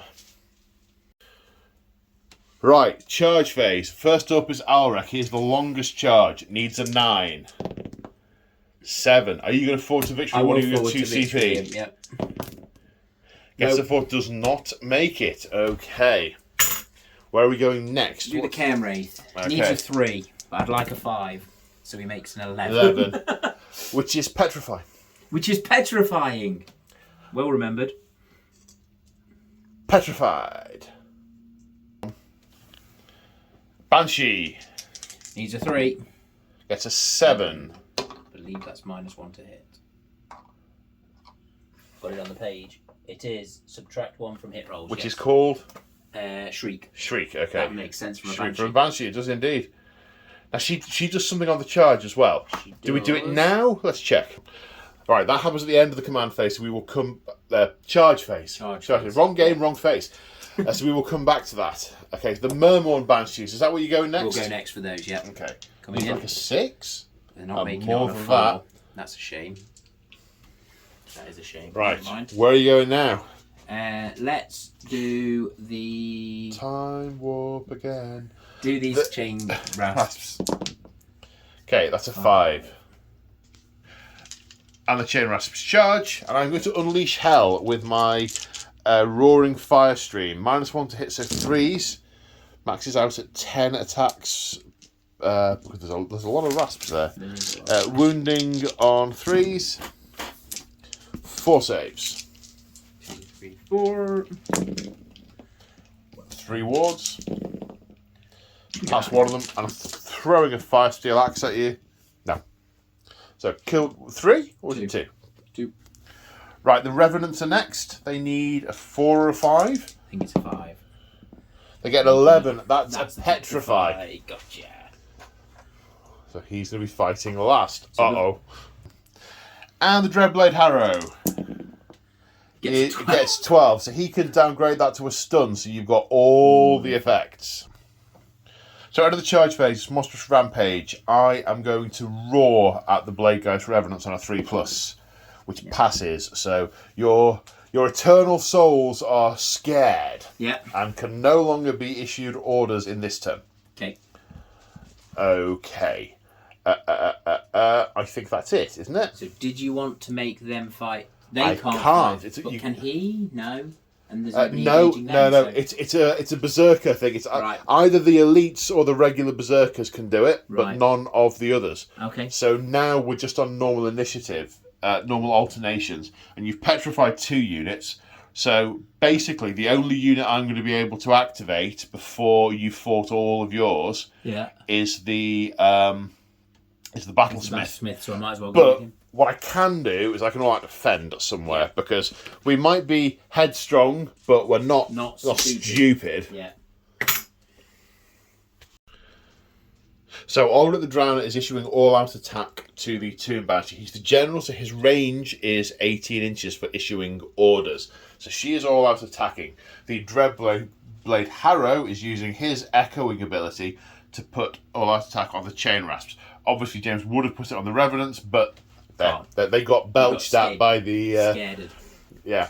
So, the Tomb Banshee has 2 different weapons. The first one is... The Piercing Scream has D3... Do you know what I've just noticed? Piercing Scream's actually a 12-inch range. It's a shooting attack. It's the shooting attack. Okay, so that's fine. Do it now. But it doesn't get the benefit of the all-out attack. No, that's right, yeah. So D3 shots for 1. Hits on a 3. Doesn't hit. That's what I get for not paying attention to my rules. So, you were saying, I thought she had a ranged attack. I thought she had a screeching ranged attack. Yeah, that's it. That's they think it says range 12 inches. Where it says missile weapon. Yeah. Well done, James. Doing well today. 2 attacks. Hitting on 3s because of all-out attack. No, she hits on 3s naturally. Oh, right. So 1 auto wound because of frightening touch. And then 3s to wound. No. So 1 wound, -2 damage. So save of 4+ save, so it becomes a 6+. Loves it. Yeah, 6+. So he has not been assassinated. Okie dokie. So now you can't... Your last remaining units are all on fight last, aren't they? So we go straight to the next one. No. Oh, no, you can hit him back. So I'm going to... could I pile in and hit the Cairn Wraith? Yeah, you're definitely within 3. Let me see. Right, the only unit I can activate is the Battlesmith, who's going to turn around and wallop the Tomb Banshee. Unfortunately, he hasn't quite got the range to clip the Cairn Wraith, and I can't pile in to the Cairn Wraith because it takes me further away from the nearest enemy unit. Yep. So Battlesmith, 4 attacks, Ancestral Battle Axe, hitting on 3s. 1 hit. Wounding on a 3. Rend is irrelevant, 4+ save. Yep. Nope. Failed, 2 damage, 2 wards. 2 wards. Nope. 2 damage taken, so she's injured. Yep. So the Cairn Wraith has 9 enemy models within 3 inches of him, so he has 9 attacks with his scythe, hitting on 3s. Okay, so 1 auto wound. And 3 misses. 5. Now he's got +1 to wound because of the lantern from the thingy guy. So wounding on 2s, so that's 4. -1. 4 at -1, so 4 saves of 6+. Failed, so 2 damage each. But because you didn't manage to cap the Battlesmith, they have their ward save of 4. So three wounds taken. No, sorry, 3 saves. So 1, 2.5 dead. Okay, now everyone's piling in on the striking last Auric Runefather. So the chain rasp's going first. How many are in? So 6 guys in, so 12 attacks plus the warden, so 13 attacks.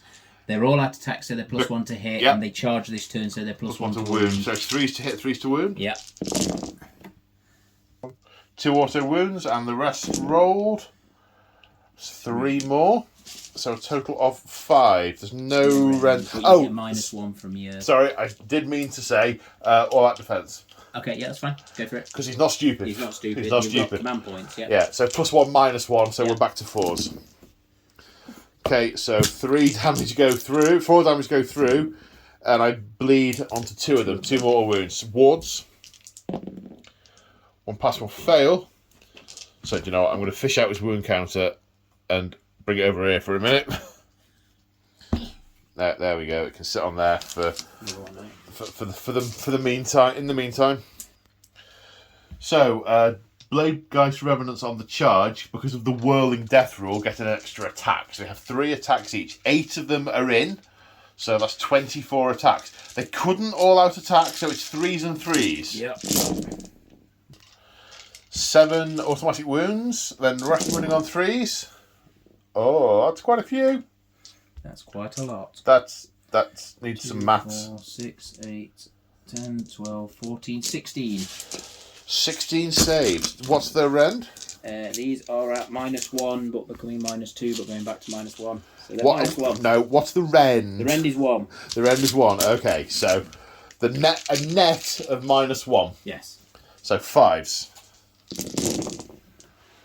That's all right. That's a decent. Gee whiz, that's a lot. That's a lot of 5s. Yeah, that's good. That's 50%. 7 5s.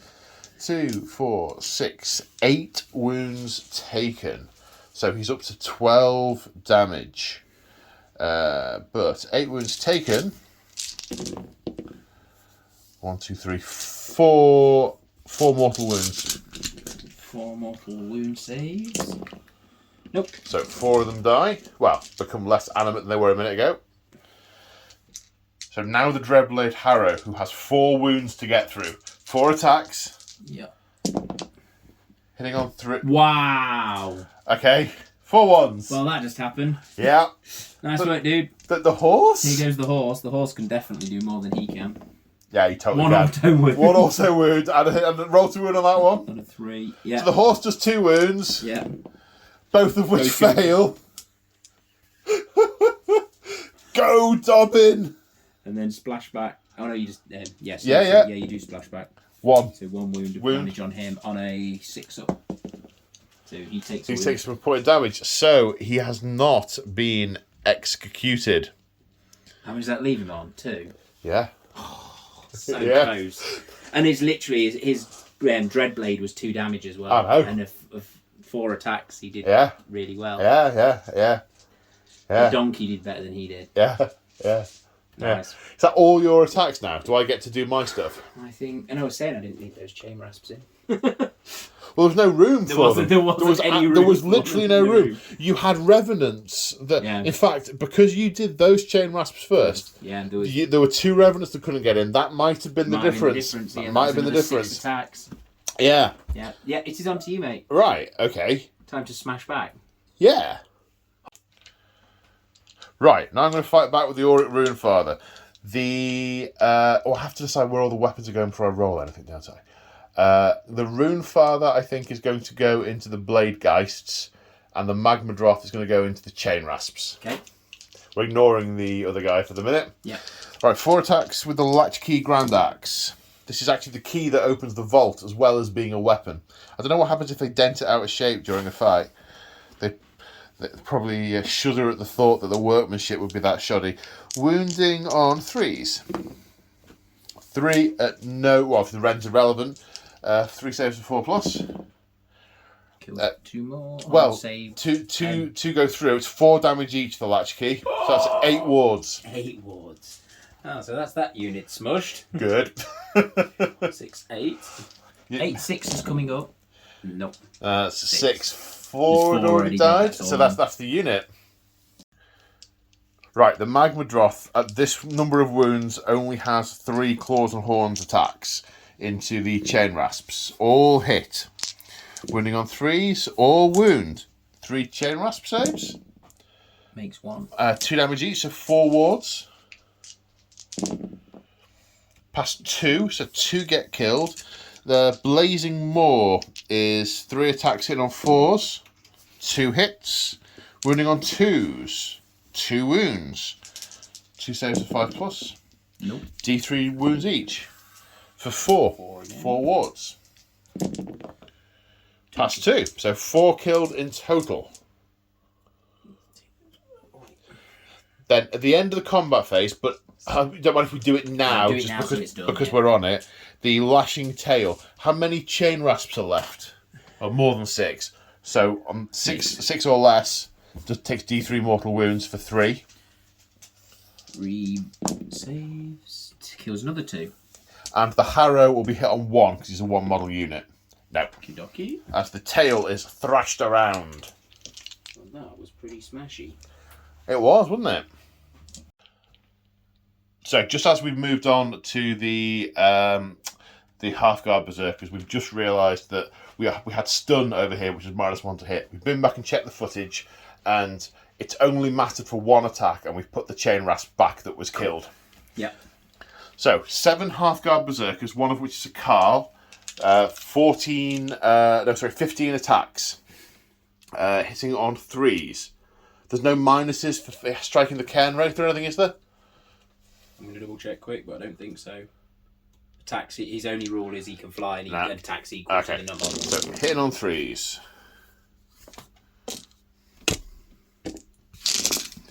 Wounded on 3s. Okay, so 8 saves of 4+. 6, 8. Okay, so 4 go through. They're 2 damage each. So 8 So that's saves. 8 ward saves. I think he did. Very possibly. Hit 1 of them, so he takes 7 wounds. That gets him, I think. He's got 5. Does he start with 5? I think he starts with 5. In my head. Yeah, 5. So he goes. Alright, Battle Shock time. I'm going to use Inspiring Presence on the Volkite, the Half-Guard Berserkers. Yeah. So they do not fail with remaining CP. The Chain Rasps lost 8. They have a Bravery of 8, so D6 will run for 4. And how many are left? I think there's 6. Oh, there's 5. So it just leaves the warden. Just the 1 warden. Okay, as we go into turn 3 for the Fyreslayers. So, in the hero phase, it's the Battlesmith's finest hour. Owlright the Drowner has used heroic recovery and regained 3 wounds. Yep. And we've both gained a command point, and I've instantly spent it on Rally that the Battlesmith is using on the Half-Guard Berserkers, and they will come back on 4s because of his special ability. 2 come back. And the last thing in the hero phase is choosing my Urgold rune. I'm going for the Rune of Searing Heat, which any roll of 6 to wound with a melee weapon does a mortal wound in addition. Right, okay. Do I get the enhanced version? I do not. Right, movement time. So we're pausing in the movement phase. The Auric Runefather is continuing his march towards the Urgold. Technically a retreat, but, not actually.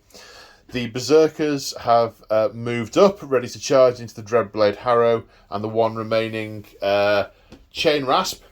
But the Dreadblade Harrow is going to relocate. Yes. D6 for 1. 1. Going to move a bit further. He makes it a 4-inch charge. Right, other movement.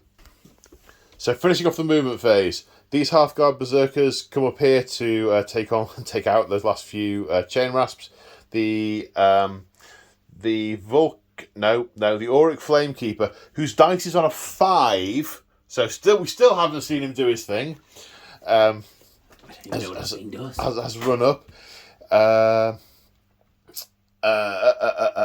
The Hearthguard Berserkers are moving out to clear these away. They can come back to the objective in a minute. And these Volkite Berserkers are coming over here to try and deal with this threat. Interesting. All coming out of the area of effect potentially once we've charged of the Battlesmith. Yep. Uh-oh. However, we got some throwing weapons first. We've got some fire steel axes that we are throwing at things. So 10 axes at the Drowner. Hitting on 4s. Wounded on 4s. 2 saves for the Drowner of 4+. No, double one. Double 1. 2 wards. 2 wards. 1 and a 2. So he's back up to 3 damage taken. The Battlesmith will throw an axe at the Banshee, which misses. The Hearthguard Berserkers will throw axes at the Mermorn Banshees, hitting on 4s. So 3 hits, wounding on 4s. 1 save, a 4+. No, 1 ward. No, nope. Kills 1. Then 10 or Volkite Berserkers throwing hand axe. Oh, they're not all in range. I need to measure. Only 6 of these in range, so 6 hand axes being thrown. 3 hit, wounding on 4s. 2 wound, 2 saves to the Dreadblade Harrow. 1 pass, 1 fail. Ward save. Nope. No, takes another point of damage. He's been around for quite a while, this guy, but I've been stripping the wounds away. And then 6 axes thrown at these chain rasps. 3 hits, 2 wounds. 5 this time. Nope. No, wards. Wards. 1. Kills 1.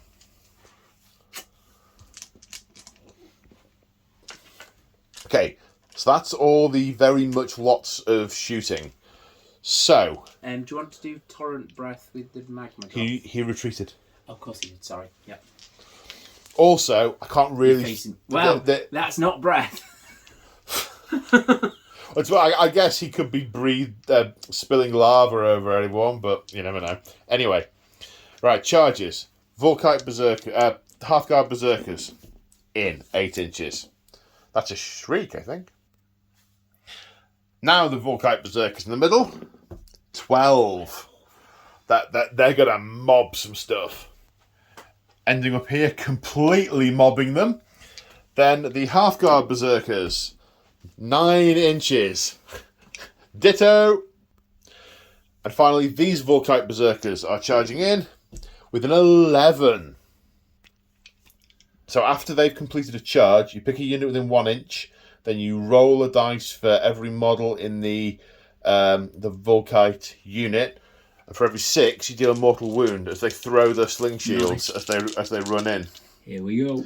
Against the Drowner is yeah. 2 mortal wounds. 2 mortal wounds. So he's taken 5 damage. I can remember how many he has. I think he's got 7 as well. He does have 7. Okay, right. That's all the charges. There's no monstrous rampages or anything like that. I now just need to pick which units fight first and where. And I think fighting first are going to be... actually, maybe I need to think. Right, start the combat phase. I'm starting over here. The Battlesmith, it's his finest hour, and I have the 1 CP from the Matrix at the start of the game. Yep. Which, because my horns are louder than your screams, yep. And that's going to be all-out attack for the Battlesmith. Fantastic. So his Ancestral Battle Axe is now going to hit on 2s and wound on 2s. With 4 attacks.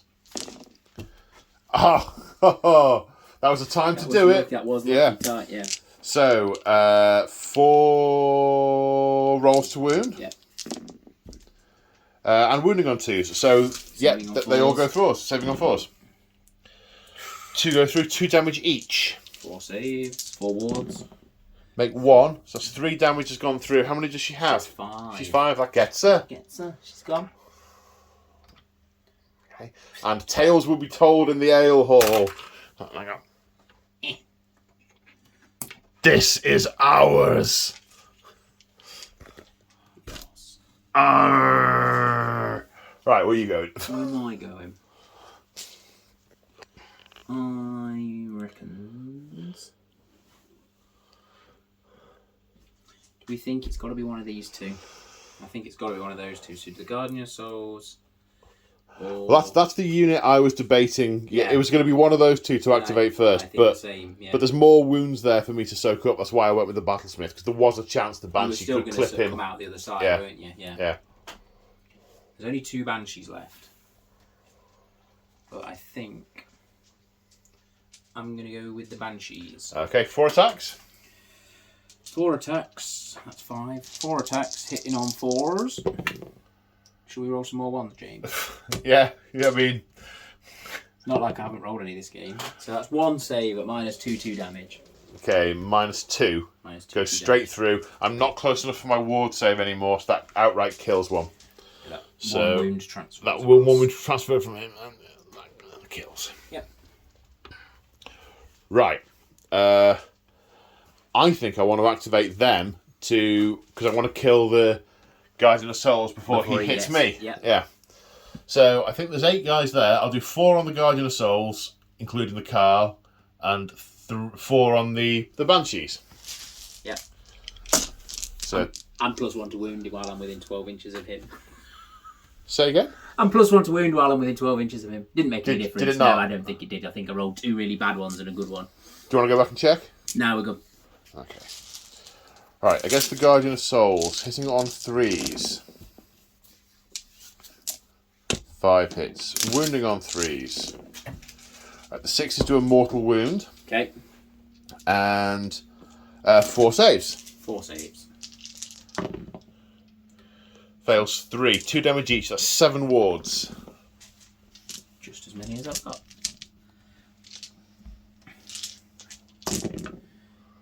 One, two, so three, 5 4, go 5. 5 go 3. I think he has 5 wounds.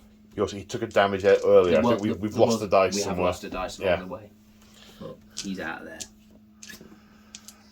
And then we have the attacks against the Banshees. Only 3 hits. 1 mortal wound and 2 saves. 2 saves. 1 pass, 1 fails. That's 2 damage from the one that got through, so 3 wards. You make all 3. They are absolutely fine. Hey, well, you were due a fistful of 6s. Yeah, you were. Right, sir, your go. My turn to pick a thing. Okay, the Dreadblade Harrow going next. 4 attacks. 4 attacks, 3s and 3s. I mean, it wasn't 4 ones. We did better than last time. We're going well. 1 auto wound, and then these on 3s. 3 saves, -1, 2 damage. -1. Okay, so 3 saves of 6. No, so 6 damage. So kills 3. Kills 3 Dwarden. And these 3 at the back. And then should we see if the horse can do as well as last time? The Wonder Horse. 2 hits. Not like this. 2 wounds. Not like this. Wounds on a 3 plus Wounds the on horse. a 3, yeah. Hits on a 4, wounds on a 3. The horse. The horse. The horse. The horse. Of course. Saves on 5. Both saved. Oh, that was lucky, wasn't it? Yes. Phew. Reputation would have taken a bit of a dint there. As would his face. Well, quite. So, I'm going to come over here now. I'm using Berserk Fury for this unit because, charging over here is very Berserk and furious. So, they will fight on death if they do indeed die. We've got 3 into the Drowner and 2 into the other unit. Yeah. These guys have 1 attack each, so 3 attacks into the Drowner. They're hitting on 3s. 3 hits. Wounding on 4s. That's 3 wounds and 1 mortal wound. And so 3 saves. I have to think about that. At 4 plus. So 1 goes through. So 2 damage. He's got And 2 wounds left. So 3. No, so one damage. 1 damage and so a mortal. he's got 2 wards to save. He needs to make 1 of them. Nope. No, and the Drowner gets discorporated and he disappears into the floor, forced back by the fiery weapons of the Fyreslayers. That's what they're called. And then 2 attacks into the archers. 2 hits. What's going on? 1 wound. 1 saving the archers. Yep. Passed. So they are fine. Right, your turn to pick. You've got 2 chain rasps, 1 chain rasp, or 4 Craven Throne Guard. 5 Craven Throne Guard. I'm going to go with the Craven Guard. Okay. Now the Craven Guard have piled in. They have only 4 of them are in. So 5 attacks though. Yep. Plus 1 for the unit leader. 1 Hit on. auto wounding. They are hitting on 4. So hitting on 4s. So 1 more hit. Wounding on. 3s. Okay, so 2 saves of 4 plus. Is it what's the rend? No rend. 2 saves of 4 plus. 1 pass, 1 fail. 1 wound on the nearest guy. Right then, I'm going to activate the. Doesn't really matter. Activate these. Okay. 2 attacks. They're nearer. 72 dice. 6s on mortals and. That's 12 attacks. 6s to hit, do 2 mortal wounds, and actually 6s to wound will do 1 mortal wound. Oh wow! So no mortal wounds from the hits. Okay. 6s to wound do mortal wounds. There they are. 3 mortal wounds and 1, 2, 3, 4, 5, 6 saves. 6 saves. The saving on 5 ups. Yep. And then single damage, double damage. Single damage, and then 3 mortals as well. Was it? No, more than that. Yes. Yeah, 3 wounds and 3 But roll mortals. the 3 wounds. I can't remember how many mortals it was. Okay, but... Right, they're dead. Yeah, that was a moot point, sorry. I don't...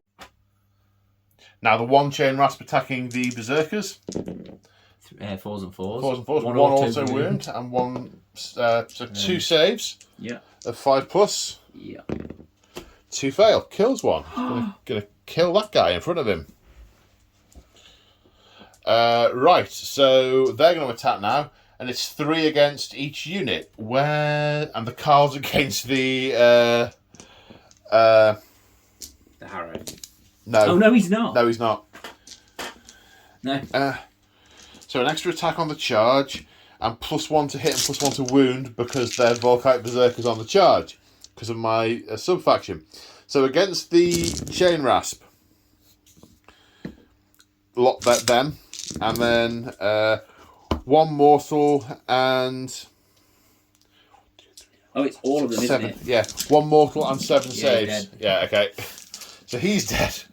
Right, now, against the Dreadblade Harrow, 3 guys, 3 attacks each, hitting on 2s, wounding on 2s, and 6s to wound, do mortal wounds in addition. So that's 3 mortal wounds, plus 7 saves. Easy peasy. Blood and gold! 2, 4, 6, 7. And then 2 damage each, single damage each. 1 damage each. 1 damage each, so we'll put 6 saves again. 6, feel no pains. Plus the 3 mortals. No, that was plus. So I failed 3 saves. Oh, right, 3 okay. single damage plus 3 the what's it, but that kills him anyway. Okay. Just. Cool. Oh, well, Just a bit. Just is enough. Yep. Just is enough. Just is enough, as you say. I just realised the guys dying over there were within 12 inches of him, so they click his dice over to 6, but I'm not going to see it because they're all dead, Dave. Yes. Everybody, Dave. Everybody's dead. Yeah. Dave. Pretty much. Yeah. So, Battle Shock. Lost 1 over there, so they can't fail. Lost 1, 2, 3, 4, 5. So 4 over here. These very much can fail. 4 and 4 is 8. One of them succumbs to some earlier wounds / runs away scared. Or passes out through exertion, etc. Finds the ale. Well, yes, quite. Yes, probably just unplugged one of the brands. This one's still full! And is having a merry old time amongst all the death and destruction. No tests to make over here. The Banshees can't fail either. So that's the end of Battle Round 3. So at the start of Turn 4, James and I have had a discussion, and we don't think there is any physical way that the Nighthaunt can win. Because that unit that's going to be a victory to the Hearthguard Berserkers. They will kill the Banshees. Over here, this might last a little while, but ultimately they're not going to be able to kill enough Dwarden on that objective to be able to take it from me. If I fall out of combat, you just walk back on the objective. Then I've got to kill all of them. You've got to kill every Dwarden on the objective. Yeah. Over here, the Auric Runefather walks onto that objective. You've lost all your mobility. Yeah. You've got nothing that can come back over here.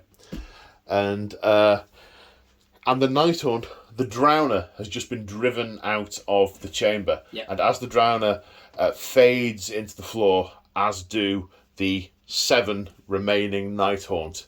Again, they've torn a strip out of the Dwarden, but not nearly as much as they had hoped. This was an ambush intended to lay the army low, and it's given them a nasty cut, but it has not achieved its goals. And this is a victory to the Fyreslayers.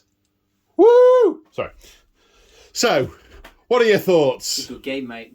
It went very, very back and forth. Like, I mean, to be honest, it did. I was about to say turn 2 we were worried. No, like, end of turn 1 we were like, oh no. There's like 4 things to come in from the background.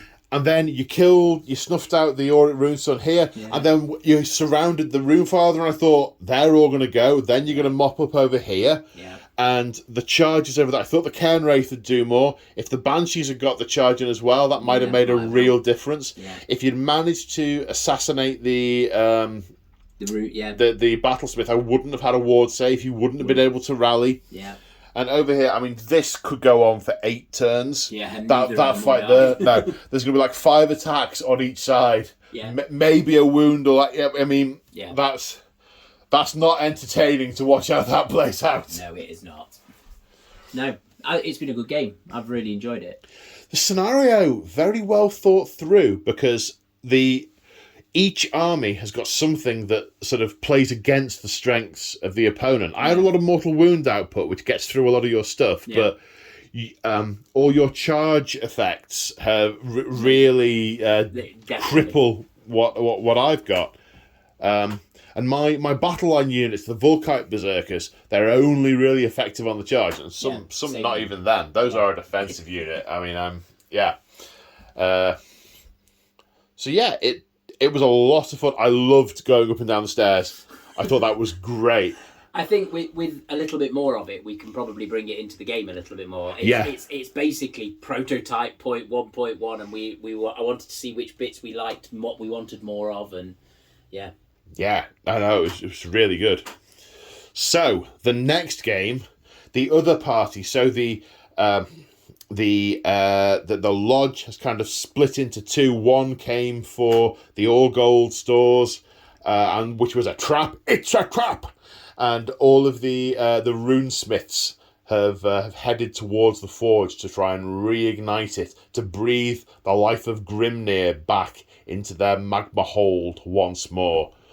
But that will also be a tall order, and that is the next game, and the next and final game in the series to see if Lady Olinda's plan to take out this Lodge of Fyreslayers by luring them into a trap that their honour would not allow them to ignore, or whether we actually manage to proudly reclaim our ancestral home and drive out the hideous forces of Nagash. All exciting stuff. Yeah. So, just a couple of shout-outs before we finish. The mat and these bits of terrain are from urbanmats.com. Again, the barrels, the scatter terrain, the gold are all from marchofwar.co.uk. These buildings are available as printable files from March of War. The Fyreslayers army, commission painted by March of War. The base is also March of War. Basically, we've got as much March of War stuff on the table as we possibly can. Thank you. Big shout out to all my channel members and Patreons. If you fancy supporting me, you can. The description in the video says ways of doing that. There's Patreon. There's channel memberships with our hobby Discord. There's affiliate links to the likes of Element Games, anything like that. If you want to support me, check it out.